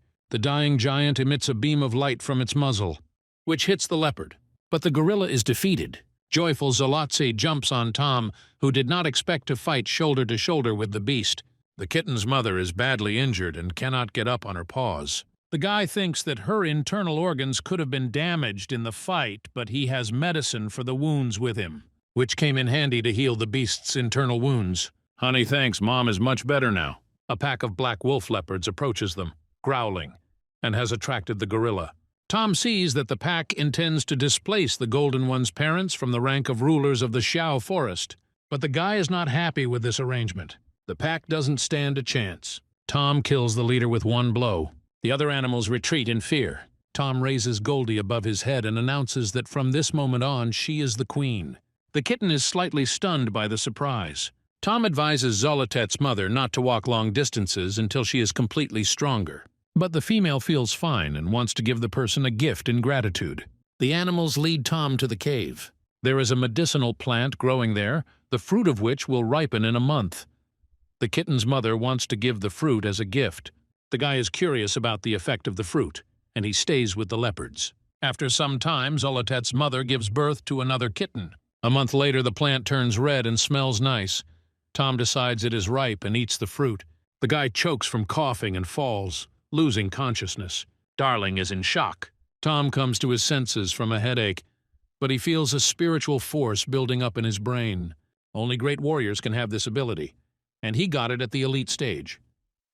The guy can now sense talents within a radius of 50 meters, and it can copy them remotely according to the identifier status window. Tom is about to return home and thanks the leopards for the gift. Zolotse rushes to him, not intending to be separated from her owner. The guy promises to introduce the kitten to someone who will be delighted with Goldie. The kitten happily thanks its owner. Cityscapes are new to Zolotet's. She finds them interesting. Tom objects that the world around us is primarily dangerous. At the site of the 5th Academy, there are ruins and bodies. Tom finds Ben fortunately still alive. The guy feeds his friend the blood of a high-level monster. He comes to and immediately reports the news. The 5th Academy was plundered by the Iron Fang's men. From there, 100,000 people fled to Lin Kai to escape the monster. The streets are full of bandits now. The Lin family is formally in charge, but they are Iron Fang's puppets. Yulia trains diligently with the captain. Despite the losses, Windwolf praises the talented girl. She objects that she simply has a good mentor. At this moment, Tom appears. Yulia throws herself at me with hugs, and he sees a kitten on his shoulder. Finds out that the pet's name is Zolotse. The kitten immediately becomes the object of the girl's adoration. Tom apologizes for being gone for so long. Cap assures him everything is fine. Windwolf reports that after Tom left, Yulia sent a token of her battle pavilion. Iron Fang's men will not disturb him if they see him. While the token has not been used yet, Frank's son constantly comes looking for Tom to challenge him to a duel to the death. Tom remembers the brazen biker. Frank has been calling out elite warriors ever since he appeared and has never lost. Windwolf asks the boy to be careful, and Frank is easy to talk about. Without getting off his bike, he challenges everyone to a fight on the square tomorrow at 10 and puts a bronze-level blade manual on the line. Son wonders if the guy has the courage to come. Tom promises to be there for sure, and at the same time copies the talent for high-level improvement. Cap considers the agreement reckless. Frank's strength is unknown. Tom doesn't think so. The guy decides to try to combine his existing talent for high-level improvement with what he copied from Frank. The result is top-level cultivation, and Tom is looking forward to tomorrow's fight. There are many people gathered in the square. Everyone knows that Song has never lost, but they don't understand who the fight is today. Frank sits at the Lin family monument waiting for his opponent. People chatter. Places are chosen specifically to make it convenient to destroy another monument, so the song erase references to local families. Lena and the maid also came to the square. Lena is confident that even if Tom can't win, he will definitely be able to defend himself. Yulia finds out from the captain that each of Frank's fights attracts a crowd. Thus, Sun increases his authority. Yulia asks her brother to cancel the overly dangerous fight, but he calms her down. Tom appears before Frank. He is unknown to the crowd. Sun promises that the book The Execution of the Wind will go to the enemy in case of victory. Tom, in turn, puts up a bet of an equivalent book, and he throws it on the table, causing Frank's textbook to fall off the stand. Sun takes up the blade, saying that Tom is different from everyone else.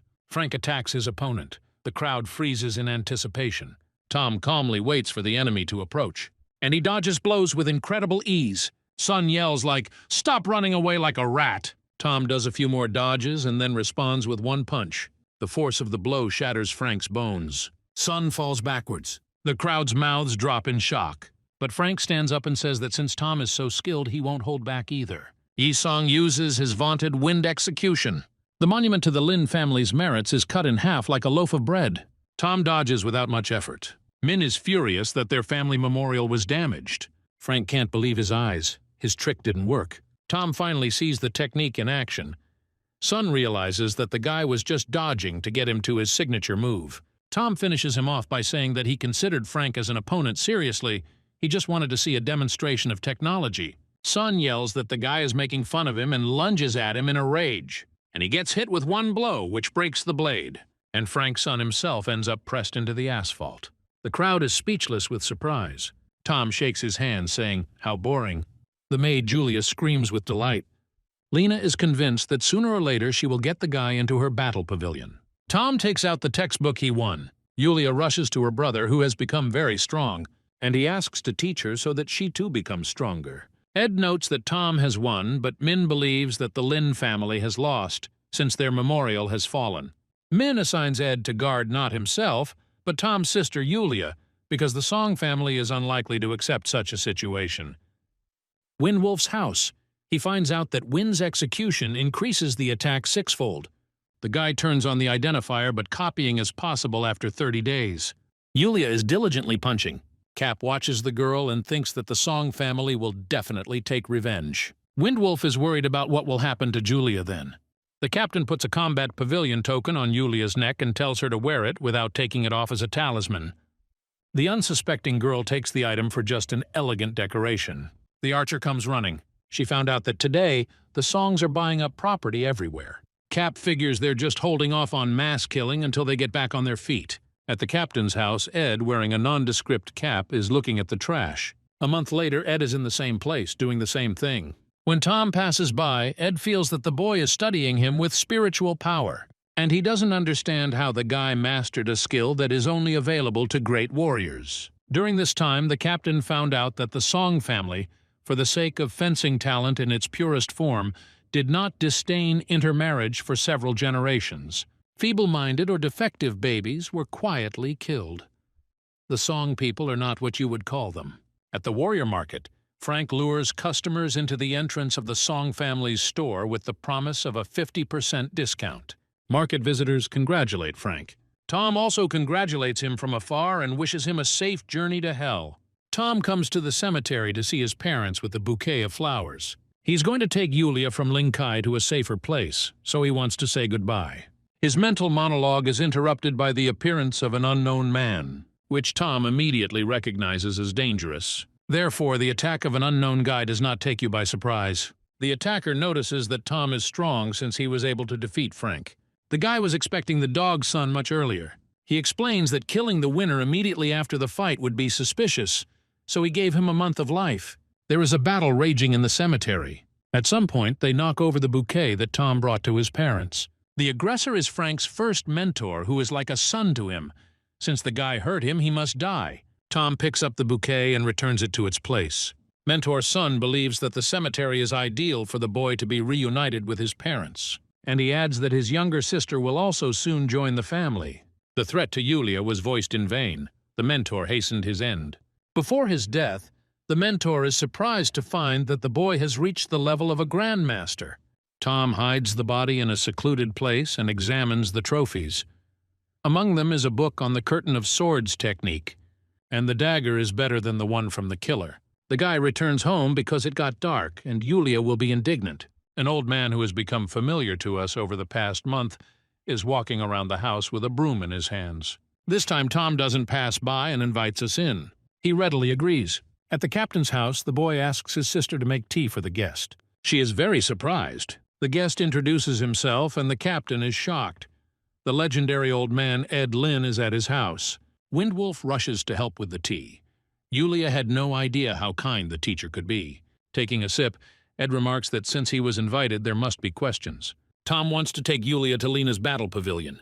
It's news to Ed that the guy has a connection with the pavilion, but he doesn't show it. Now it is clear to the old man where the girl got the pavilion token from. Ed promises to personally arrange for an escort. Tom considers it his duty to help the captain before leaving. He introduces the stunned captain as a brave and loyal warrior who will fit perfectly into the Lin family. Lin is always looking for talent. From now on, Ed takes the captain as an apprentice. Tom pushes the stunned Windwolf to greet the teacher. The captain falls to his knees. Ed asks him to stand up. Lin considers it a stroke of luck to have secured the boy's friendship in exchange for 2 trivial requests. Yulia pounces with a question about her brother's plans. It's not for nothing that he entrusts his loved ones to others. Tom wants to do a trivial thing. His sister doesn't believe him, but she agrees after the guy promises to leave her the golden one. The kitten is the decisive argument. Yulia asks her brother to be more careful. The night guards at the Sun Corporation building lazily exchange phrases, saying that no one would dare disturb their peace. A guy in a hoodie slowly approaches and does not respond to warnings. He knocks out the security guard and, saying that he came to clean up the trash, enters the building. The duty officer flies into the chief's office shouting that an intruder has broken in. The leader, who was getting drunk out of boredom, was glad that at least one of the weak-willed residents of Lin Kai dared to take a risk. The great warrior Khan, the head of the family and Frank's father, orders his men to kill the stranger, and he himself slowly follows them. When he reaches the scene of the skirmish, he finds only their bodies. Khan finds out the guy's name, and he orders the elders to kill the daredevil. The fact that Tom was ambushed does not surprise him, but one of the Song Elders has the ability to take control using the Heavenly Network technique. The elders are disappointed that they waited so long for just one young man. The old man in control declares that it is an honor for the boy to die in his network. Khan allows the elders to take everything that Tom finds. The guy suddenly finds in his hands the dagger of Elder Tsin, which was with Frank. Tom is asked where Tsin is and what happened to him. The guy offers to guess. Khan sends the controlling elder to the shop to find Tsin. He orders the guy to have his arms and legs cut off and to be thrown in prison. As soon as Tom is lifted up to be taken away, he breaks free and attacks the elders. Khan realizes the guy was hiding his powers and orders everyone to disperse. The head of the family personally attacks Tom, and he sees how strong the guy is. The battered Khan yells for all the elders to attack together. But a joint attack does not provide any special advantages. The old controller wraps the guy's leg in a bundle. An elder enters the battle with 2 rhinoceros snakes. Tom moves away. The snake charmer seems dangerous to him. She uses the spirit explosion technique and everything is covered in clouds of smoke. Lena sees the explosion from the roof and is outraged at how Sun dared to do such a thing in the city. A maid comes up to her. Ed Lin asks to see him. Lena does not want to see the old man. Yulia adds that he brought Tom's sister. Ed and Julia are waiting for Lena for tea. Tom at this time lies in the crater from the explosion. All the elders praise their colleague's technique, which will knock down even a grandmaster. The old man with control believes that Tom will not live long. Khan will let the guy die. But then a dagger flies into the old man's chest, and Tom is healed by the talent of restoration. The guy starts with an elder in a mask. Then comes the turn of the girl with the snakes. The last to die is the head of Khan. Then Frank bursts in with wild eyes. Tom is glad that Frank came himself. He won't have to look for him. Frank yells at the boy to take his foot off his father's body and starts throwing punches. The boy activates his talent for strength. Sun doesn't understand why Tom has become so much stronger. The guy seems like a monster to him. Tom swings for the finishing blow, but then lightning strikes next to them. This is where the mentor, Great Elder Earl Yao, appears. Frank screams. Tom must be killed because of the guy his father died. The elder declares that in this case Tom will die and strikes him with lightning again. The guy dodges the discharge. Frank runs away because the mentor can destroy the entire city in the heat of battle. But another bolt of lightning strikes Frank. A burnt sun asks Earl to aim more accurately. Earl complains of age-related deterioration of vision. Tom attacks but cannot break through the mentor's defense. The guy understands that the power of the Grandmaster must be taken into account. This means I'll have to give it my all. Tom stands up to Earl, a hardline warrior who seeks to suppress the Linkai. The guy advises Yao to get into less trouble, otherwise there will be no one to take care of the disabled person. Frank shouts that Tom is trying to subdue Iron Fang. The old man realized that the guy had to be destroyed. Tom dodges the surprise attack. Earl is surprised by his speed. Tom activates his strength talent, and the battle changes slightly. Yao doesn't understand how the guy instantly increased his strength. Earl uses the 10,000 thunderclap technique. A blaze of lightning flares up over the city. Tom lies down after being struck by a huge lightning bolt. Frank's smile prevents him from speaking. The guy is finally dead. He runs to the powerful elder with words of praise. But the old man feels that he has also suffered. He turns around to urgently go and heal his wounds and instructs Frank to sort out all the issues. Sun froze at the authoritative manner of expression of Elder Earl. Frank approaches Tom's body and shouts insults at him. Suddenly the guy stands up and lifts Sun up with one hand, like a naughty puppy, asking him to repeat what he said. Frank calls the elder for help, but no one will help him anymore. The elder did not move far away and observed what was happening. Tom activates the restoration talent. Earl is shocked. The guy also has the talent of an immortal jellyfish. Yao screams, "Where did he even come from?" Tom replies he awakened weak talents and launches the Song family's secret technique, Wind Execution. The mentor understands that there are too many discs. He won't be able to dodge them all, and the discs rain down on Earl. Elder Yao decides to take the boy with him to the next world if he is destined to die now. But Tom's strength talent has a different opinion. Old Man Lee watches everything from the roof, repeating to Erlu, "Iron Fang are guests in Linkai, not invaders." Grandpa, whom Tom did not even notice, Matt Lee, Iron Fang's mentor, praises the boy's amazing talent. Matt is Earl's political opponent and supports the development of friendship with Linkai. Tom wonders if the second mentor intends to test his strength against him that evening. He asks. Grandpa laughs, saying, "No way, you need to help the one who won, and not just your fellow countrymen." Matt and Earl are from the same town, but completely different. Here, the unfinished mentor Yao cannot stand Matt's meanness, and with the last of his strength, activates the secret technique of fiery flame. Lee realizes that Yao intends to self-destruct. Tom and Matt run to the side. The guy agrees that Yao is a tough man. But while the boy is around, it's not up to the mentor to decide what death to die. Tom turns on the chaotic execution of the Shadow Blade. Earl's strength can be seen leaving him. Tom's skills improve before Matt's eyes. The boy feels the power of a great warrior. Matt Lee advocates for an equal relationship with Linkai and hopes that the guy will calm down after killing the entire Song family. Lee declares that from now on, Iron Fang and Linkai will be friends and prosper together. Tom agrees and recommends talking to the Lin family about cooperation. Matt is surprised that the guy is not interested in running the city. Tom refuses further discussions and says goodbye to his mentor. Looking after the guy, Matt is sure that they will have good times. At the family villa, the head of the family, Wanya Lin, Ming's father, and a great warrior at the peak of his abilities, is trimming a flowering bonsai. Min enters. They found out about yesterday's explosion. The building of the Sun Corporation was attacked. Vanya is surprised because the guard there is headed by the mentor. Min wonders if his father remembers the elite warrior Tom. Chief Lin remembers and is impressed by him. As it turns out, yesterday Tom single-handedly destroyed Earl's mentor and the building too. The scissors that fell from the leader's hands clink. Vanya can't believe his ears. A simple guy managed to stop the struggle between the hard and moderate forces of Iron Fang. Only because of this, the Lin family and Linkai survived. Ming reports that Iron Fang's mentor, Matt Lee, has agreed to meet today, and he is already waiting in the tea room. Vanya orders everyone to protect Tom and his family with all their might, and also to help if the guy decides to take power into his own hands. In other words, making Tom angry is strictly prohibited.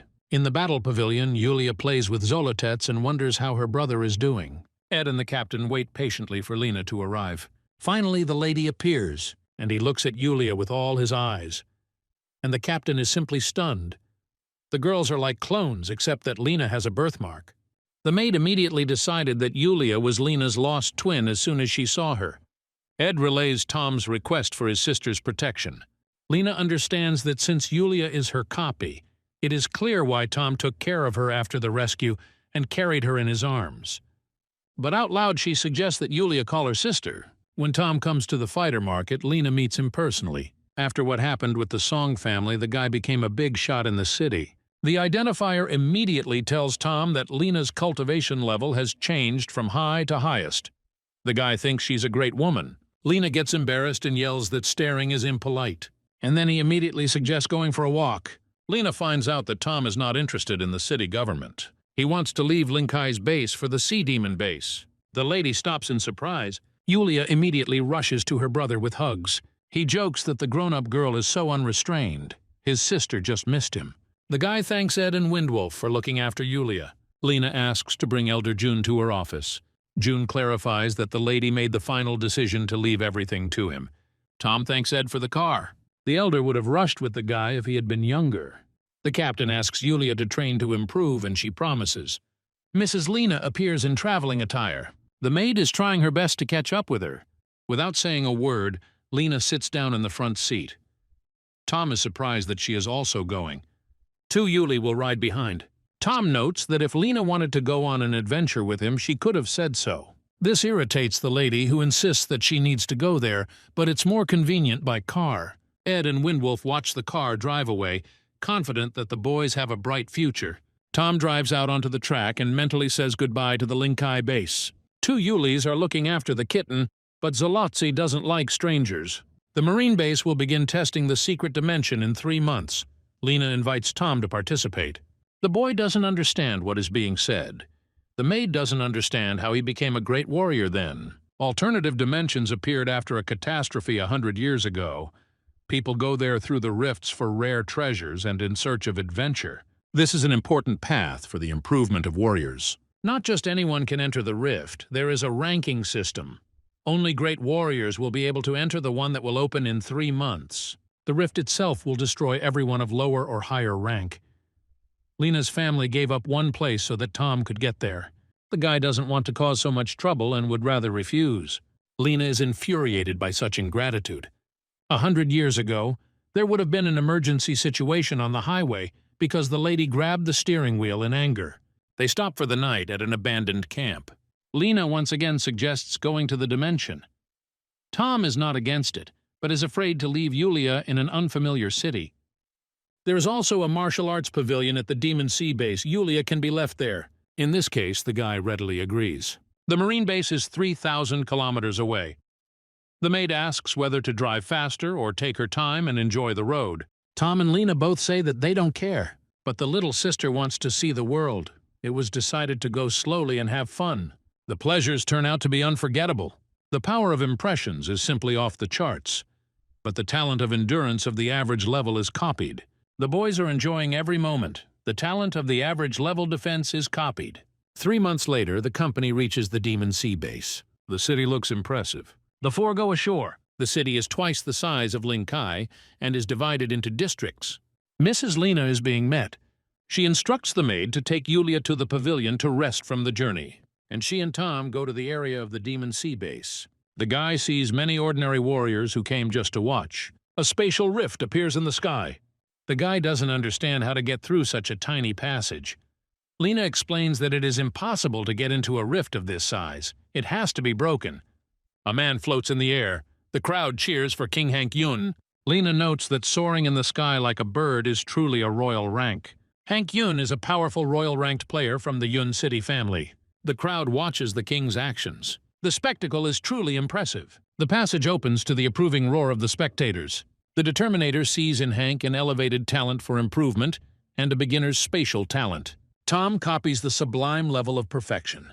The loudspeakers are shouting that the passage is open. Everyone get ready. King Hank walks past to cheers, and Tom regrets that he will have to wait a month to copy the spatial talent. Lena hands the guy a watch that tracks their location and an interdimensional bag that can fit an elephant. It is not known where they will end up when they enter the rift, but if they don't come out in a month, then we'll have to wait 10 years. There is a mountain of a man nearby who is outraged. Because of the weakling, he cannot take his friend with him. Lena tells her brother Chuck to be respectful to her friend. Chuck doesn't promise. The loudspeakers wish everyone a pleasant journey. Great warriors fly into the portal one after another. Lena and Tom follow the others.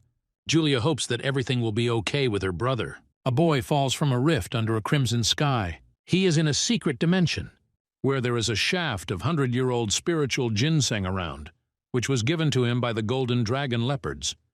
Tom already sees himself as a rich man, and he sends the bag to collect the harvest. In a moment, the bag, although still the same size, becomes weighty. Tom goes to look around and finds the body of the not-so-lucky warrior. Apparently, monsters attacked. He must be more careful. Here the clock beeps. It means Lena's in trouble. A slightly battered lady fights off small, evil goblins. Tom rushes to the rescue. Lena is holding on steadfastly, but she is already missing some blows. At the most opportune moment, Tom appears and takes on the goblins. The green bastards immediately sense the enemy's fresh forces and rush to escape. But not everyone makes it. Tom is surprised that Lena was so battered by the little ones. She was injured by a monster with a high level of illusion, a python with demonic eyes. Lena escaped with the help of a secret technique, but was immediately attacked by a crowd of goblins. The secret dimension gives a chance not only to get rich, but also to lose your life here. Tom is sure that everything is still ahead. The clap of thunder seems to confirm his guess. The first thing the girl does is drink a healing elixir and recover. Tom finds out that the most valuable resource here is the Life Force Stone Quarry, but it has been seized by the Yun family. But Lena is not interested in this. 20 years ago, her father found a rare treasure here, which was guarded by a beast with the talent of teleportation, so her father was unable to take the find.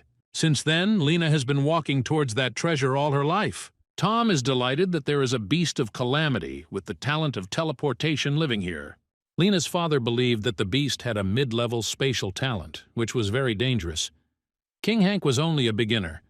The guy asks what the most valuable treasure for girls is here. Lena explains that this is a flower of the divine soul that incredibly enhances cultivation. One stem of this flower is equal to a top-level grandmaster. Both Lena and Yulia need it. The guy agrees. His sister will need it. Lena knows that 20 years ago the flower had 10 stems, but during this time they could have either been damaged or grown too large. They agree to divide the stems in half, but first they must defeat the beast of disaster. Tom goes after the girl. Father planned this for 20 years, paid a lot of money for the production of a magic field disc. The special pattern, Forbidden Spatial Field, greatly reduces the level of teleportation. The disc is effective for 3 seconds, no further than 800 meters from the target. Lena wanted to activate the disc and attack with a secret technique, and then finish off the beast together.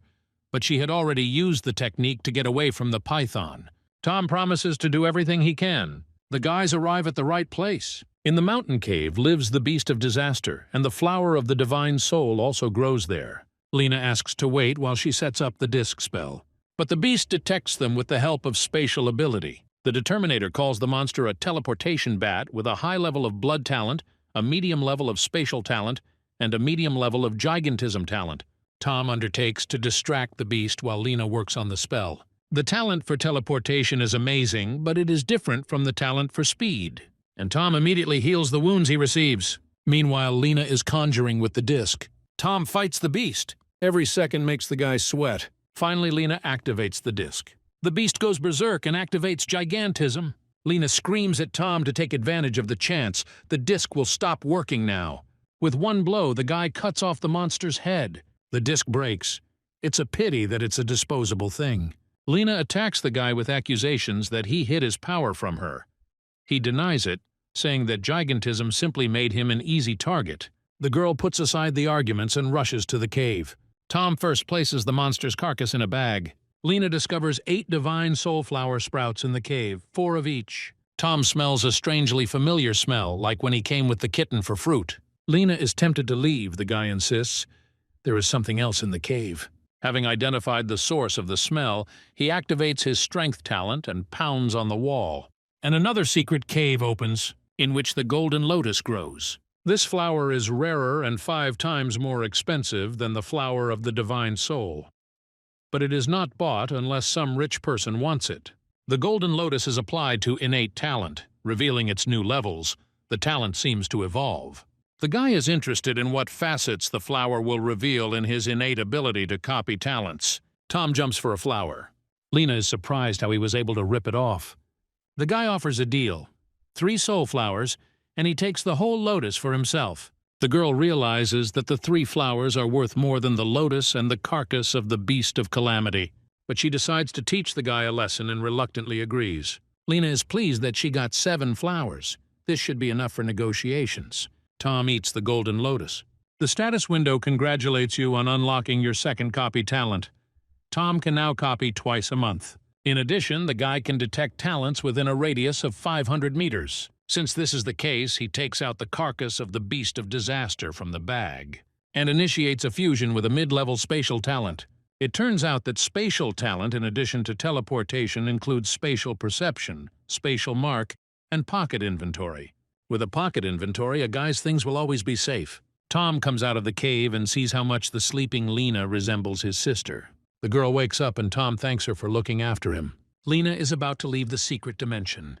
Tom would prefer to stay and train here a little longer. The lady is indignant that it is too dangerous here alone. The guy assures that he can take care of himself. Lena offers to take him to the teleportation point, which can be reached by morning. She intends to figure out along the way how to make the guy leave the dimension with her. The guys are moving forward. Soon they notice a fight ahead. Lena thinks they are fighting for the treasure. Too bad it is far away. You can't tell who is there. Tom activates spatial perception to test out his new talent at the same time. It turns out he can see and hear everything. 2 warriors unknown to him are fighting next to the carcass of the beast. From the conversation, he understands that the bearded man with the axe is Kai Zhan. The red-haired swordsman is Kang Li. Lena doesn't understand why they are fighting because the Zhang and Li families are not feuding. Tom activates spatial perception, and he notices something in the monster's mouth. The fierce battle unexpectedly ends with the simultaneous death of both fighters. Lena rushes down like a bullet to take the trophies. She suggests not to divide the spoils equally now, but let everything go to whoever gets there first. Tom agrees and clarifies that she will not change her mind. Lena first of all rushes to take the spatial bags of the fallen warriors. She is pleased with her catch. Tom sits on the carcass of a ferocious beast and once again clarifies that he can keep it for himself. And he even asks again if the girl is sure. The lady allows the guy to keep the beast. Tom opens the monster's mouth. On the monster's tongue lies a plant, clearly spiritual but unfamiliar. Lena rushes towards the guy who is holding a unique fire flower in his hands. Tom asks how valuable the catch is. Lena offers to swap, but the guy wants to know what this flower is for. The flower gives fiery talent. Attack talents of this type are the most precious. But the guy can copy talents as much as he wants, so the flower is actually useless for him. And Lena understands that for an elder of her family at the king level, the fire flower will allow him to increase his combat power 10-fold. Tom simply gives away the fire flower. Neither he nor his sister need him. He will try to wander and find something more interesting. Lena understands that this is the difference between Tom and everyone else.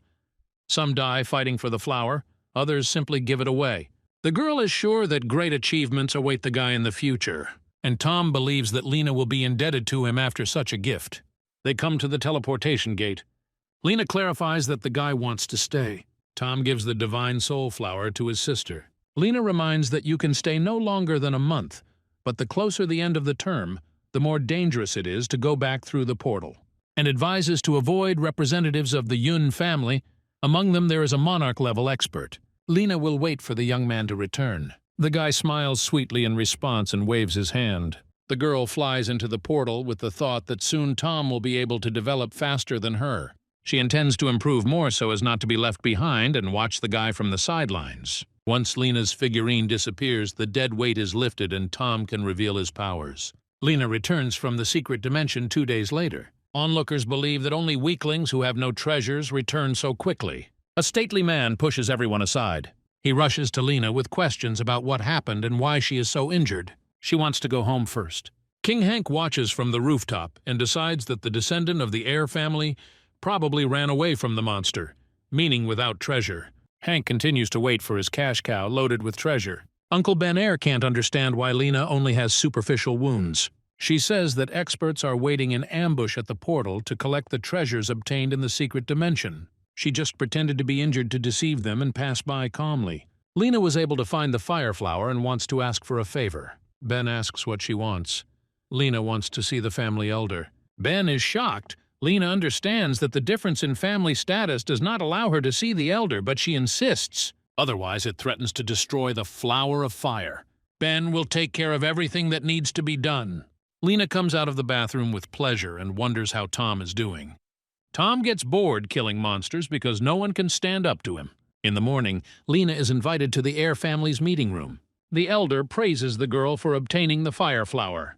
Then he asks what kind of reward Lena wants. She wants to improve herself and try to master the path of awakening. Uncle Ben's mustache bristles at the sheer impudence of the demand.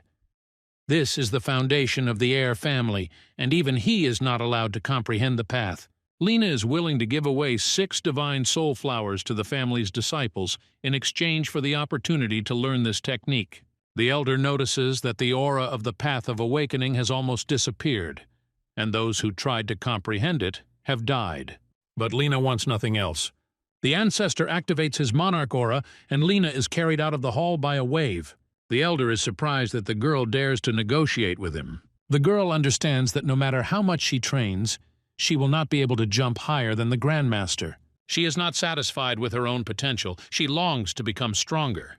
The ancestor literally slams Lena into the ground with the power of his aura. Uncle Ben falls to his knees and begs for mercy for the young fool not to stoop to her level. Saying that this does not concern her uncle in any way, Lena stands up under the power of the monarch's aura and repeats that she must comprehend the path of awakening. The ancestor's gray eyebrows rise in surprise, and the pressure on the girl disappears. Uncle Ben thanks the elder for sparing the girl.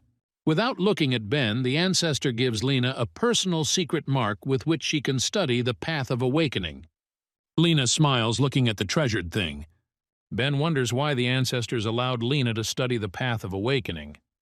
The elder carefully waters the magnificent red anthuriums and explains that her stubbornness reminds him of his own youth. Meanwhile, in the secret dimension, Tom climbs a rock for another spiritual plant and gets it. But he can't hold on and flies down with the trophy in his hand. The guy admires the plants he collected in just a couple of days. If you add the number of killed monsters, you get a whole capital. However, it's time to wash up during these days. It's good that Yulia made me take clean clothes with me. A mysterious mouse watches the guy from above. Tom decides to take a rest and have a snack. Game immediately appears. Steaks are smoking on the fire. The taste is simply amazing. But Tom doesn't have time to take a second bite. Suddenly, the piece is snatched right out of his hands. The mouse rushes away with its prey. Such blatant impudence cannot be tolerated by a small creature. The thief doesn't run far. The identifier shows that the purple gold jade mouse has a high level of blood talent and a high level of treasure hunting. The mouse slips out from under Tom's nose, but there is no chance to escape. The guy activates teleportation. When the mouse is already in his hand, the boy hears a girl's voice in his head, demanding that the stupid little man immediately let it go. The guy grabs the mouse by the scruff of the neck. The voice calls him a pervert and yells at him, which he stares at. Tom offers 2 options: accept him as your master or be roasted alive. The mouse whines but agrees to acknowledge the master, and they make a contract of the light of the soul. Since the mouse's skin has purple stripes, Tom will call the mouse Violet. The treasure-seeking mouse doesn't mind. Tom remembers Lena talking about the life energy stone mine that the Yun family wants to get their hands on. But with the mouse, the guy's chances increase. Violet, of course, knows where the mine is. Tom asks to be taken there and intends to steal everything from under the Yun family's nose. Upon arriving at the scene, Tom's spatial perception reveals many dead bodies. But the battle still continues. Everyone attacks one.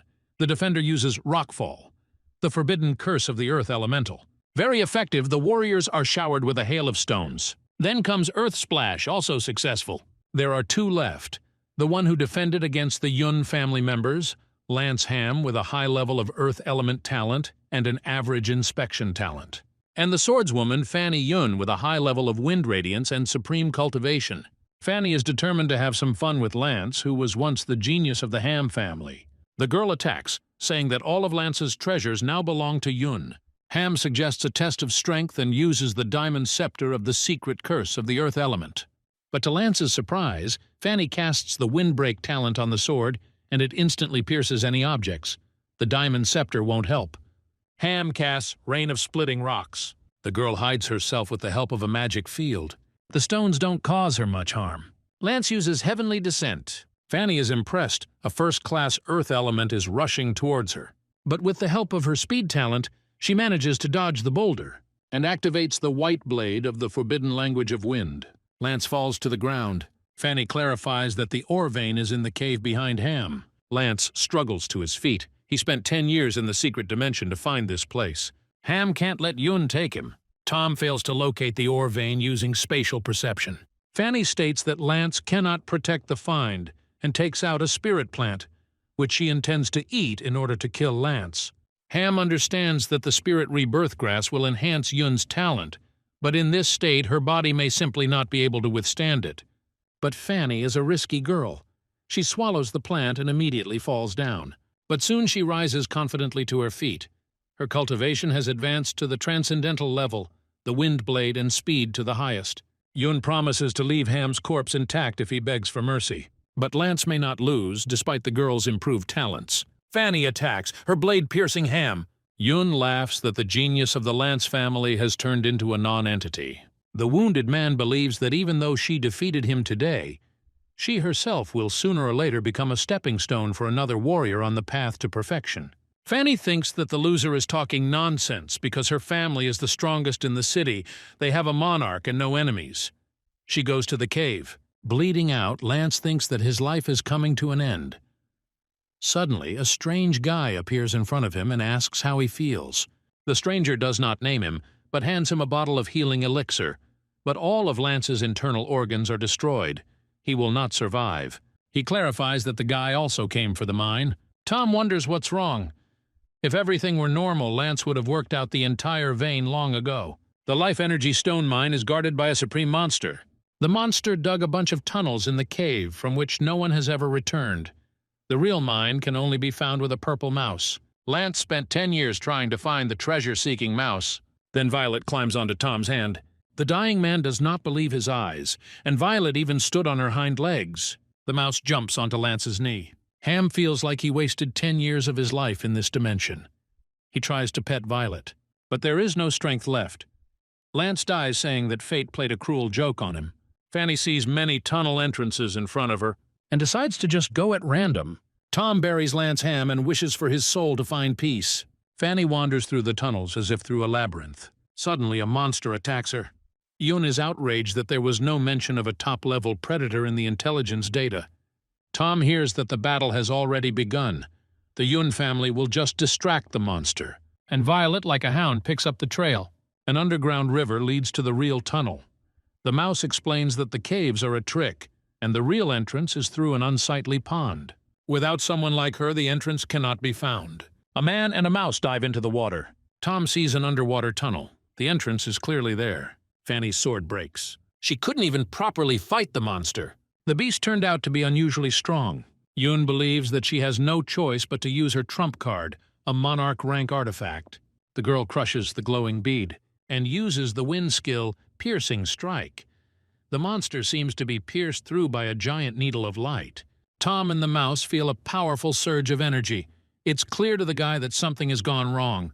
The mouse is sure that the tunnel will soon collapse. The whole monster writhes in agony. Fanny had a travel artifact in reserve, otherwise she would have died with the beast. A guy with a tailed bloodhound emerges from the tunnel. The mouse asks him to turn around. There is a whole hall of huge energy stones of life here. The mouse warns that the stones are incredibly hard and difficult to obtain. For Tom, this is not a problem. He activates the strength talent. The guy monotonously chips away at stones, and Violet puts them in a pile, pushing the crystals with her nose and little paws. But suddenly the mouse calls its owner. It catches the scent of golden treasure and thinks that this could be a legendary find. They find a glowing artifact hovering above the pedestal. The mouse squeaks. It is the most valuable thing of the secret dimension, the core of life. All the stones in the mine are simply derivatives of this core, according to the tailed expert. Violet is confident that with the core of life, Tom will be able to become a monarch. The guy stares at the legendary artifact. He has a real opportunity to find himself among the strongest warriors on the continent. The mouse screams for its owner to stay away. If you touch the core directly, you can simply dissolve without a trace. Tom feels his body warming up. The guy activates the defense and endurance talents copied during the trip from Linkai. The mouse sweats and is surprised. The owner has unexpectedly many talents. Tom reaches for the coveted core, but his body and hand begin to burn. Violet is nervous that simple defensive talents cannot contain the colossal power of the core energy. Tom activates his healing talent and tries to touch the core. As soon as his burning fingers touch the artifact, an energy surge occurs. Gritting his teeth, Tom activates his pocket inventory of spatial talent. The guy is thrown against the wall. The mouse is stressed. Tom reassures his pet. He is fine and the core of life has been received. As soon as the artifact disappears from the pedestal, without its energy, everything around begins to collapse. The guy activates the speed talent, and he and Violet leave this place. A battered Fanny feels an earthquake and thinks it might be the core of life. Yun can't bear the thought that there is anyone else in the mine. Returning to the room with stones, Tom does not want to simply leave so much valuable goods, so he takes up his pickaxe again. He intends to take absolutely all the stones. Fanny rushes deep into the mine where there should have been no one but her. If the core of life is not there, everything is lost. There is a wall in front of her. The girl is furious and trashes her, and he finds himself in a completely empty hall. But he finds a small stone of vital energy. Yun doesn't understand. If there is a mine here, then where did all the stones go? However, a human scent can be detected on the discovered stone. Fanny is horrified to realize that all the stones have already been stolen by someone. While she was fighting the monster, someone stole the core of life and all the stones. The girl trembles. The head of the family easily executes her for failing the mission. Fanny Yun vows to find and kill whoever dares to encroach on what her family desires. Tom and the mouse are happy with the treasure hunt. The guy invites the mouse to leave the secret dimension with him. In the world, right on the streets, they fry meat, shashlik. Violet agrees and promises to obey. Medical hall for several days since her audience with the elder. The prohibition to disturb her brings the maids to tears because the mistress has not eaten for a long time. She spent almost all her spiritual energy on defending herself from the pressure of her royal ancestor. But it is precisely because of the lack of energy that the barrier to the next level of mastery weakens. Lena is confident of success. It was not in vain that she drank a river of monster blood and used a bunch of auxiliary things. The girl feels that this time she will definitely reach the rank of Grandmaster. Lena's expectations are justified. She feels a previously inaccessible power. A column of energy shoots into the sky. The townspeople can see the rays of the Air family's aura, which means that another great master has awakened among them. Ancestor Air is pleased. The girl has both talent and potential. Lena is enjoying the new level. She no longer needs to monotonously improve herself. The soul resonates with the surrounding world, and energy is instantly absorbed directly from the air into the body. All the girl's senses are heightened, and the spiritual power of great masters has appeared. Lena remembers that tomorrow is the last day the portal is open and is going to go see Tom. A pair of warriors emerge from the portal into the secret dimension. The brothers decide to look around to see where it would be best to sell the trophies, and hope to get rich. A street vendor approaches them, offers high prices in bargaining. The brothers ask for an assessment of the spiritual herb. The merchant turns up his nose, saying that the grass is young and damaged and offers 10,000. The brothers are furious. Such a price for a 100-year-old herb is robbery. The younger one wants to kill the merchant. The older one calms him down. They will find another buyer. Here, right behind the merchant, a figure in a cloak teleports from the portal. The mouse sticks out and looks at the outside world with interest. Tom asks Violet to hide. The boy, thanks to his spatial talent, senses the gaze of the monarch in the Demon Sea base. Street vendors compete with each other to offer treasures from a secret dimension. Tom initially wonders why a monarch-level expert would want to monitor the portal, but he dismisses the thought and decides to go to the Air family first. The guy activates teleportation and disappears, and the stunned merchant rubs his eyes and does not understand whether he saw a man in a cloak. Two brothers are walking down the street. The younger one is talking about wealth. The older one is urging caution so that they don't get robbed. At these words, they suddenly step on some kind of magical sign on the ground, and suddenly they both disappear. The brothers teleport to an unknown room. There are many corpses around, and there are cages hanging from the ceiling. Then someone asks if they really got a lot of treasure. King Hank himself sits before them. The brothers are shocked and don't understand what the monarch is doing here. Hank sips his drink and complains that the warriors are chattering like annoying flies, irritating him. But the king is interested in what exactly the brothers got from the secret dimension. The city is huge. Tom wanders around looking for the Air family and regrets that he did not ask for the address. Lena is running towards him across the rooftops, and he kicks with all his might. To the girl's surprise, the guy falls to the ground, and Tom is indignant that they are beating him up on the street if he doesn't have any enemies here yet. Lena runs up to the guy. Tom is genuinely glad to see her. Lena immediately says that she rose to Grandmaster and just wanted to check on the guy who is always on guard, but not this time. The girl was helped to achieve the level of treasure, which was provided to her by her family. Tom believes that Lena's talent helped first and foremost. She assures that the guy can do anything too. It's clear to the guy that he urgently needs to increase his strength, because there are quite a few masters in this city. Here, hungry Violet sticks her nose out, wondering when the fried meat will be ready. Lena's eyes widen at the sight of the priceless spirit animal. She's ready to buy the mouse right now. Just let him name his price. Violet begs not to be sold. Tom explains that the mouse is his spiritual pet. Lena understands that such animals are not sold. They come to a residential building where Yulia's apartment is located upstairs. Lena will not rise up and interfere with the family reunification. Tomorrow she will send for Tom to be taken to the center of the martial arts pavilion, where she will give the boy a good price for the trophies of the secret dimension. Julia opens the door for her brother. Tom asks if she's okay, but the girl furiously slams the door in the guy's face. He doesn't understand what's going on and continues to rattle on. Yulia is sitting by the door and is indignant. Having just arrived in this city, her brother left for another dimension without thinking about how she feels here alone. Yulia screams, "Let him stay outside." Tom teleports into the apartment, and his sister's mouth drops open in surprise. Brother got a new ability in the secret dimension and brought a mouse as a gift. At the sight of Violet, Yulia thaws. She's delighted with her new pet. Something delicately touches the guy's legs. He sees a new kind of mini-pig in front of him and asks Yulia who it is. She explains that this is her little Zolatse. Zolatse is outraged by the cruelty of her master. They say she's only put on a little weight, but she doesn't even come close to looking like a pig. Tom is horrified that Goldie will be able to fight at such a weight. Goldie clarifies the mouse's name and allows him to call him boss. Violet agrees.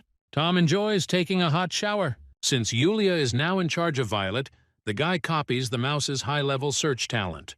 At the Yun family residence, Hank harshly scolds Fanny for daring to return and report the mission's failure. She babbles that she was deceived while she was fighting.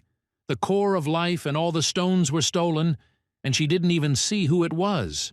And to his shame, he doesn't even have a clue what gender the thief is. Fanny begs for a chance to find and return the core of life and the stones. Hank states that the girl is useless and unreliable, as it turns out, but let him start the investigation with the families that sent warriors into the rift. Fanny realizes what will happen if she fails. The grandeur of the main building of the battle pavilion impresses Tom. The guy intends to test the benefits of the search talent during his visit. The hall displays a wide variety of objects. The guy sees that most things glow blue, meaning they are not particularly valuable. Now he knows. White treasures are low level, blue ones are medium level, purple ones are high level, red ones are the highest level, and gold ones are transcendental level. Tom takes the dagger in his hand, which immediately cracks. It was at this moment that Elder Ben walked in. Lena introduces her friend to the family elder, Uncle Ben. Uncle Ben offers to inspect everything and promises to give a discount. At this moment, Tom catches the scent of golden treasure. It comes from the egg of the celestial warrior, Blood Dragon, but the levels of strength, flight, blood, speed, and defense are not determined.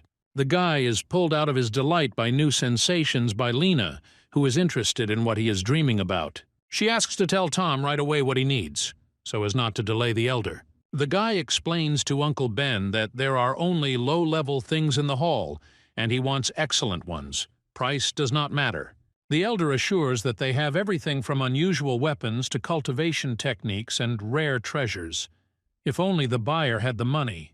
Tom offers a spiritual stone of life energy as payment. Ben is stunned by the size of the stone, and Lena is stunned by the fact that Tom has won it all. The guy explains that he was lucky to find it in a secret dimension. Tom wants to buy a technique to improve to the level of a great master and a short weapon like a sword. The spiritual stone is enough, and there is still change left.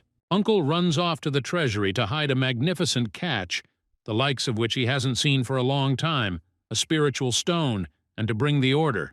Tom realizes that if such a tiny stone is so precious, then the core of life is simply priceless. Lena pesters him with questions because she doesn't believe that the stone was just found like that. Tom denies it, He doesn't want any problems if the girl finds out the truth. But in the end, he admits that he sort of stole the stone from the Yun family. Lena gets furious. If the guy stole one stone, it's better to return it right away, then maybe he'll be saved. Tom didn't count the quantity, but the mine was full of stones. Lena is speechless. She slides to the floor and clutches her head. The girl thinks that the Yun family might already be looking for them. Tom calms down. He cleared everything. They won't be found. Lena yells that he just doesn't know the Yun family, and he adds resignedly so that he wouldn't complain later that she didn't warn him. Meanwhile, the guy casually approaches the shelf with the egg. Uncle Ben brings the treasures discovered in the royal tomb, the purple cloud body enhancement technique, and a mystical purple-blue dagger. The guy sees that the dagger and scroll are red, the highest level, which means they were clearly with the king. He takes both items and places them in his pocket storage. Uncle Ben also hands over change in cash and a VIP card with a 30% discount, with which Tom can freely enter the battle pavilion. Tom promises to take care of such a valuable map. On the way to the exit, the guy asks about the cost of the egg. Uncle Ben simply gives the egg away for free since Tom is interested in it. Tom is surprised by such unheard-of generosity. The elder asks that the egg be considered a token of friendship so that Tom can bring more valuables such as the spiritual stone to the battle pavilion. Tom can't believe that the golden treasure was given to him simply as a gift. Lena explains that this dragon egg served them simply as a decoration. A long time ago, it was sold by a wandering warrior. The heir family tried everything, but failed to grow the egg. They decided that they had been deceived, and the egg was defective. But the guy's talent insistently asserts the opposite. Tom decides to try to awaken the dragon egg. The guy thanks Lena for the great purchases and invites her to dinner. But the girl has family matters. Tom is also grateful for help with settling into a new city. Lena considers this a trifle and clarifies that they are now friends. The guy suggests that if necessary, you can turn to him for help. While exchanging pleasantries, the mountain man Chuck approaches and is very surprised that Tom returned alive from the secret dimension. The big guy thinks that in that world the guy was a flunky and sold junk in their pavilion. Lena yells that Tom is a guest at the pavilion. Chuck denies it, saying he was just joking. And saying that he is already leaving, he waves his giant hand. The guy activates his defense talent. His fist freezes in the air and doesn't even come close to reaching the target. Chuck is surprised by the guy's skill and immediately becomes angry. Lena, seeing Tom's calm concentration, yells at him not to touch the bully right at the entrance to their pavilion. The guy doesn't insist on a showdown, says goodbye, and leaves. Lena asks him for forgiveness. The girl yells at Chuck for bothering her friend. The big guy was impressed by this meeting with the guy. Chuck doesn't know how many animals Tom killed, but he has never seen such an ominous and powerful aura on anyone. Tom returns home, where Julia is just cooking, and asks her brother to wait a bit. The guy happily sprawls on the sofa, waiting for a home-cooked meal. A couple of newly made friends are snoring on the sofa next to him. Tom examines the dragon egg that the heir family has been unable to deal with for many years. Suddenly he feels something. To his surprise, the guy realizes that he feels a heartbeat. At the same moment, Goldie rears up and Violet becomes alert. Tom doesn't believe that the golden dragon leopard is afraid. The mouse wonders where the dragon egg came from. Tom explains that it was given to him as defective. The guy asks what happens to the pets. Violet explains that dragons suppress other animals at all levels. The mouse says that all dragons are legendary creatures, far superior to the royal level. Tom had no idea that there were levels higher than the royal. Violet knows about this, but alas, she does not know what these levels are called. The egg freezes again. The guy doesn't understand why this is happening. The erudite mouse comes to the rescue again. Violet explains that the life core awakened the egg while both items were side by side in the pocket storage. Tom thanks the treasure hunter. The boss complains that chatter prevents him from sleeping. The mouse advises to simply leave the egg in storage and let it grow. And when the egg hatches, the owner will have a spiritual pet with a level higher than the royal one. Tom is quite happy with this prospect. Julia calls her brother to the table. After dinner, Tom sits down to study the scroll he acquired. It is said that in order to reach the Grandmaster rank in the Purple Cloud cultivation technique, 2 conditions are needed. This is an outstanding talent for improvement with ideal physical preparation. The technique is very demanding and includes 5 sections. It is about hardening the blood, flesh, bones, skin, and renewing vital energy. To harden the internal organs and form a strong body, rare treasures are needed to replenish vital energy. Apparently, no one else was buying such extreme equipment, so they foisted it on him. The guy is surprised to discover a spatial imprint on the manuscript. It activates the talent of spatial perception, and instantly transferred to a certain internal space of the purple cloud improvement technique. A figure looms in the distance, which declares that the heir has finally appeared. The identifier identifies the person as a divine immortal thunderstrike. The cultivation level is not determined. The talent of the highest expert level strength, the average minting talent, and the transcendent level lightning cannot be copied. The figure calls the boy the long-awaited successor and introduces himself as the divine immortal of Thunderstrike. The messenger urges his horse on with all his might. He arrives at the Yun family residence. He runs as fast as he can to Mrs. Fanny to report that the thief has been discovered. Someone from the heir family. When the secret dimension was opened, only an outsider, a certain Tom, entered with them. But who is it that managed to contact the heir family is unknown. He was brought by Lena from the 5th Linkai Academy. Of Grandmaster yesterday, the whole city is gossiping about it and calling her the main genius. Fanny declares that she is the main genius of the young generation in the city. The messenger gets a kick in the jaw to make him remember it better. The lady says there is no need to find out anything more. She is going to meet Tom herself. And if it turns out that he stole the stones and the core of life, then even the heir family will not help the guy. The immortal explains that he himself is now a mirage, and the surrounding space was created by his talent. Suddenly Tom finds himself lying down. Moreover, the mirage's aura is much stronger than that of the monarch-ranked king, Hank Yun. Mirage sets out to test whether Tom is worthy of his legacy. The figure touches the boy's head with his fan and lists all his talents. Then he wonders where so many of them come from. And Tom can't believe that the Mirage immediately figured out his secret.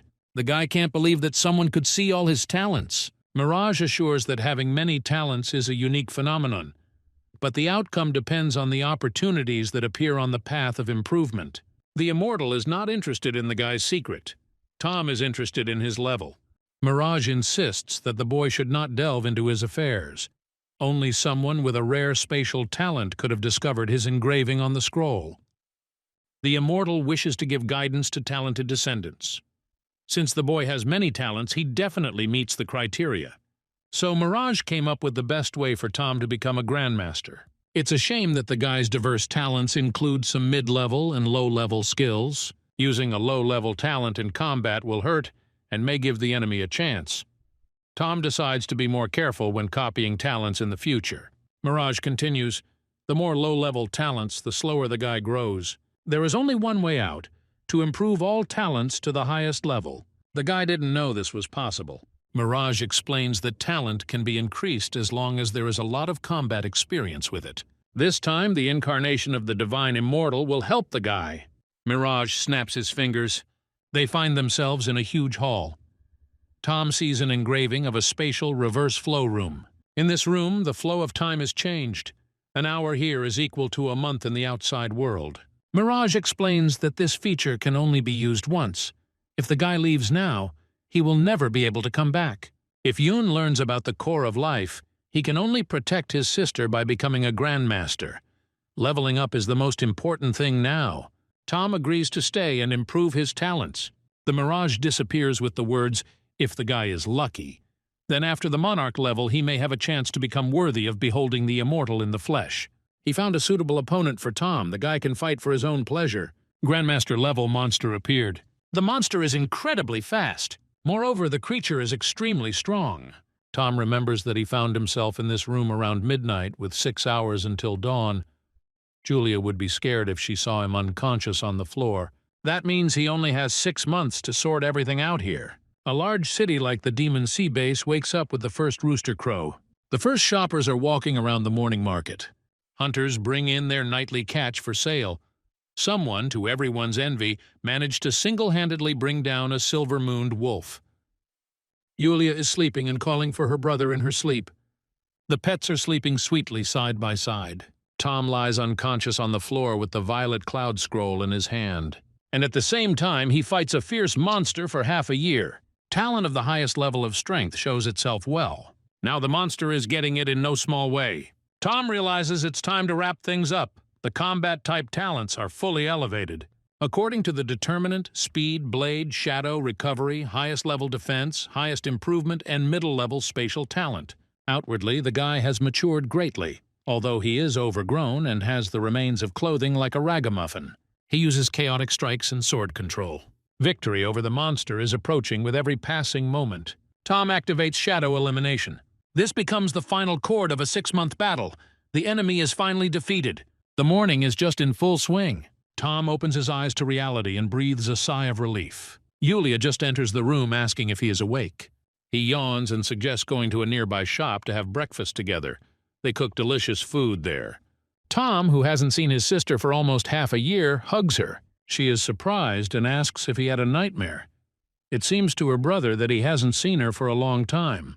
Yulia shames her brother for his sudden hugs and saccharine speeches.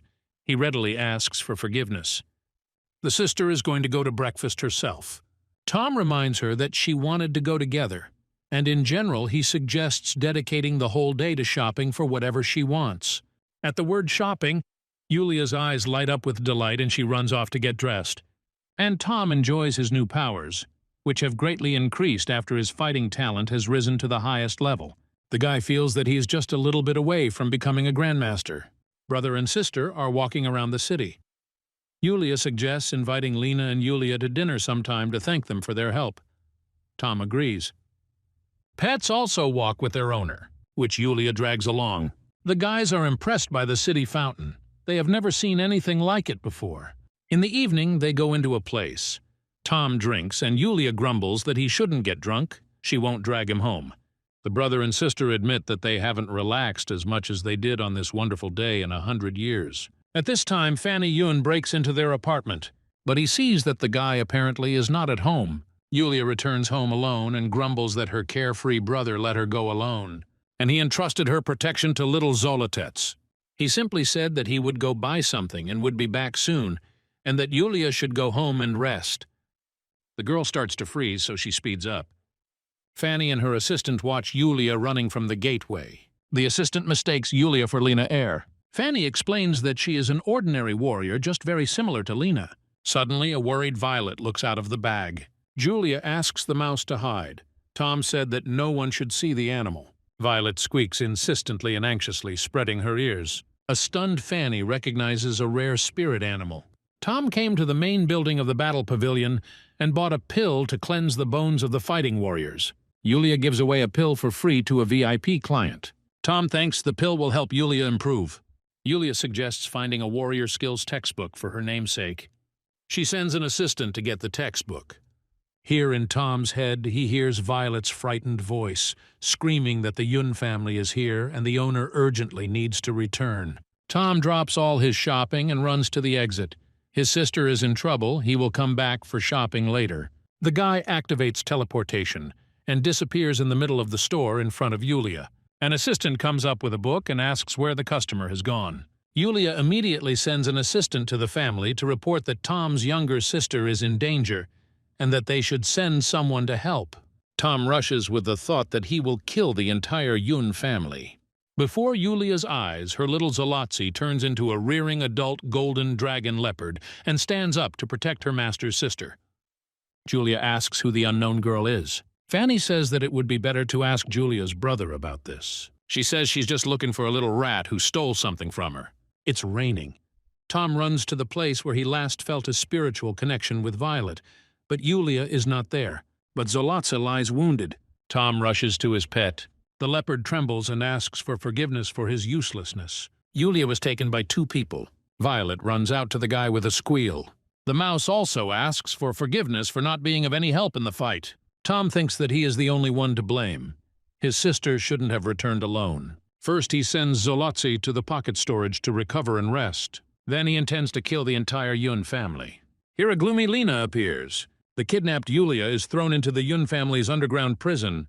The girl shakes the bars, demanding that they let her go. She threatens the guard who brought her here that her brother won't let this go. He laughingly explains that Fanny deliberately did not finish off the animals so that they would tell everything to their owner. There's a trap waiting for her brother here. If he shows up, he'll die. Tom lies paralyzed in the rain. Lena stands above him with a needle in her hands. Yulia calls her brother in despair. Tom opens his eyes in an unfamiliar place and realizes that he dreamed of his sister. The guy has a splitting headache, but he is desperately trying to reconstruct the chronology of events. Tom could tell that the Yun family found out that he had stolen the trinket and decided to kidnap his sister. Lena could have stated in response that Yun's goal was the stones, so they wouldn't kill Yulia. She would suggest thinking it over and planning, but Tom would rush straight into battle. Lena would scream that it was a trap, that going now meant dying. Tom would yell back that Yulia is his whole life. If Lena wanted to help, she would go with him and not forbid him to go. Then Lena would take out a needle and prick him. The body would become paralyzed, and the last thing Tom would see as he lost consciousness would be Lena. With this thought, Tom gets up and tries to come to his senses. He asks what Lena did to him. She calms me down, nothing serious. She just injected me with a little paralyzing poison that has no side effects. A guy in one of the city mansions of the Air family. Tom can barely move his legs, but he is eager to go and save his sister. Lena sees that the poison has not yet left the body, and in this state Tom is too weak. Besides, the guy won't be able to fight the Yun family alone, especially if King Hank gets involved. Lena asks if Tom is sure he can defeat the king. Tom is indignant that he simply picked up a stone that belonged to no one, which he is ready to give away if his sister is not touched. Lena explains that the situation is much more complicated. According to the spies, everything is as usual with the Yuns, which means they are waiting for the guy to fall into a trap. If he rushes headlong, both brother and sister will die. For years, Air has been fighting with Yun. The Yuns want to expel Lena's family from the Sea Demon base, but they had no reason to do so before. This time, the Yuns hired a bunch of experts to capture the mine in the secret dimension, but no one dreamed that Tom would rake in the spoils. Yun found out that the guy got into the secret dimension through Air and took him to the family's accomplices. So the kidnapping of Yulia is not only to catch Tom. The Yun are eager to unleash not just a large-scale war, but a royal war. The sister has no relation to Yun. Tom does not understand why she was drawn into family squabbles. Lena agrees, but life forces you to do what is necessary and not just what you want. Tom asks what he should do and promises to listen carefully. Lena explains everything to the guy point by point. Lena asks him not to forget her words and not to act strangely, and tomorrow she will take the guy somewhere. Namely, where the guy will become a grandmaster. The next morning, Lena takes the guy to the dungeon of the Air residence. The guy keeps asking where they are dragging him. Lena asks him to shut up and go silently. Lena thinks of someone who is very unpunctual, so she decides to deal with Tom first. Finally, they arrived. The girl asks to come in. There is a suffocating stench outside the door. Someone in a white coat stirs a stinking brew in cauldrons and claims that this time he has brewed a hardening liquid. Lena thinks the decoction looks good. The lab technician asks not to doubt his skills. The girl forces Tom to undress despite all objections. Then he orders everyone to climb into the cauldron without question. Tom wonders if he gets into the stinking liquid, he will become a grandmaster? Lena explains that this is a high-level elixir made using the family's secret technology and should not be underestimated. Tom has 2 days during which he must absorb the energy of all 4 vats of elixir. Then he will definitely become a grandmaster. Tom clenches his teeth and climbs into the boiling vat. It seems that hundreds of needles are being stuck into it. But it is the elixir that expands the meridians. If you throw it away halfway through the process, the potion will go to waste. Tom asks Lena not to worry, he can bear the pain. Lena leaves and asks to let me know immediately if something happens to the guy. A flying ship appears in the sky above the Air residence. The elder personally meets him in the courtyard of the residence. A majestic middle-aged man slowly descends the gangway, Zen Neo, master of spells. The elder greets Master Neo on behalf of the family. Zen suggests getting straight to the point, and they slowly walk towards the building. Yulia sits in the Yun family prison and wonders where her brother is. At this time, the brother is boiling in a cauldron under the measured snoring of the lab assistant. Tom himself begins to doze off. Suddenly, he feels that the shell of the dragon egg is starting to crack. Ancestor Air and the Zen Master exchange pleasantries in the assembly hall.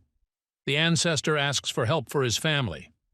The great Zen Master, sipping tea, reminds us that he is busy and does not care about family squabbles. Uncle Ben is outraged by the impudence of the answer. The ancestor calmly asks the maid to bring the item. Zen raises an eyebrow curiously. Before entering the hall, Lena stops the maid and takes the tray with the box from her in order to carry it herself. Zen opens the box and his eyes light up. Inside is a life-restoring pill. This pill helps to reach the level of a monarch. Neo looks at it with a smile. Lena is sure that even a great Zen master will not be able to refuse such a pill. The ancestor asks if Neo is happy with the gift. Zen cannot offend the ancestor's generosity by refusing. He hides the tablet in the spatial storage of the ring. Since he accepted the gift, he wonders what the ancestor wants. The elder believes that the Yuns have crossed all boundaries against the heir family, taking away the business and traumatizing the family's students. The heir are not going to tolerate this any longer, and are hoping that Neo will join forces with them to eliminate the Yun family. In the secret laboratory of the dungeon, Heir Tom senses that the egg is about to hatch. The egg absorbs the elixir at a wild speed. Then the guy decides to collect all the potion and let the egg absorb it. The lab technician thinks that an earthquake has started. Then he sees that all the elixir from the 4 cauldrons has gathered in one place. He is sure that the guy will be torn apart if he absorbs everything at once. And he runs to tell Lena the news. Tom is surprised at how strong the potion's properties are.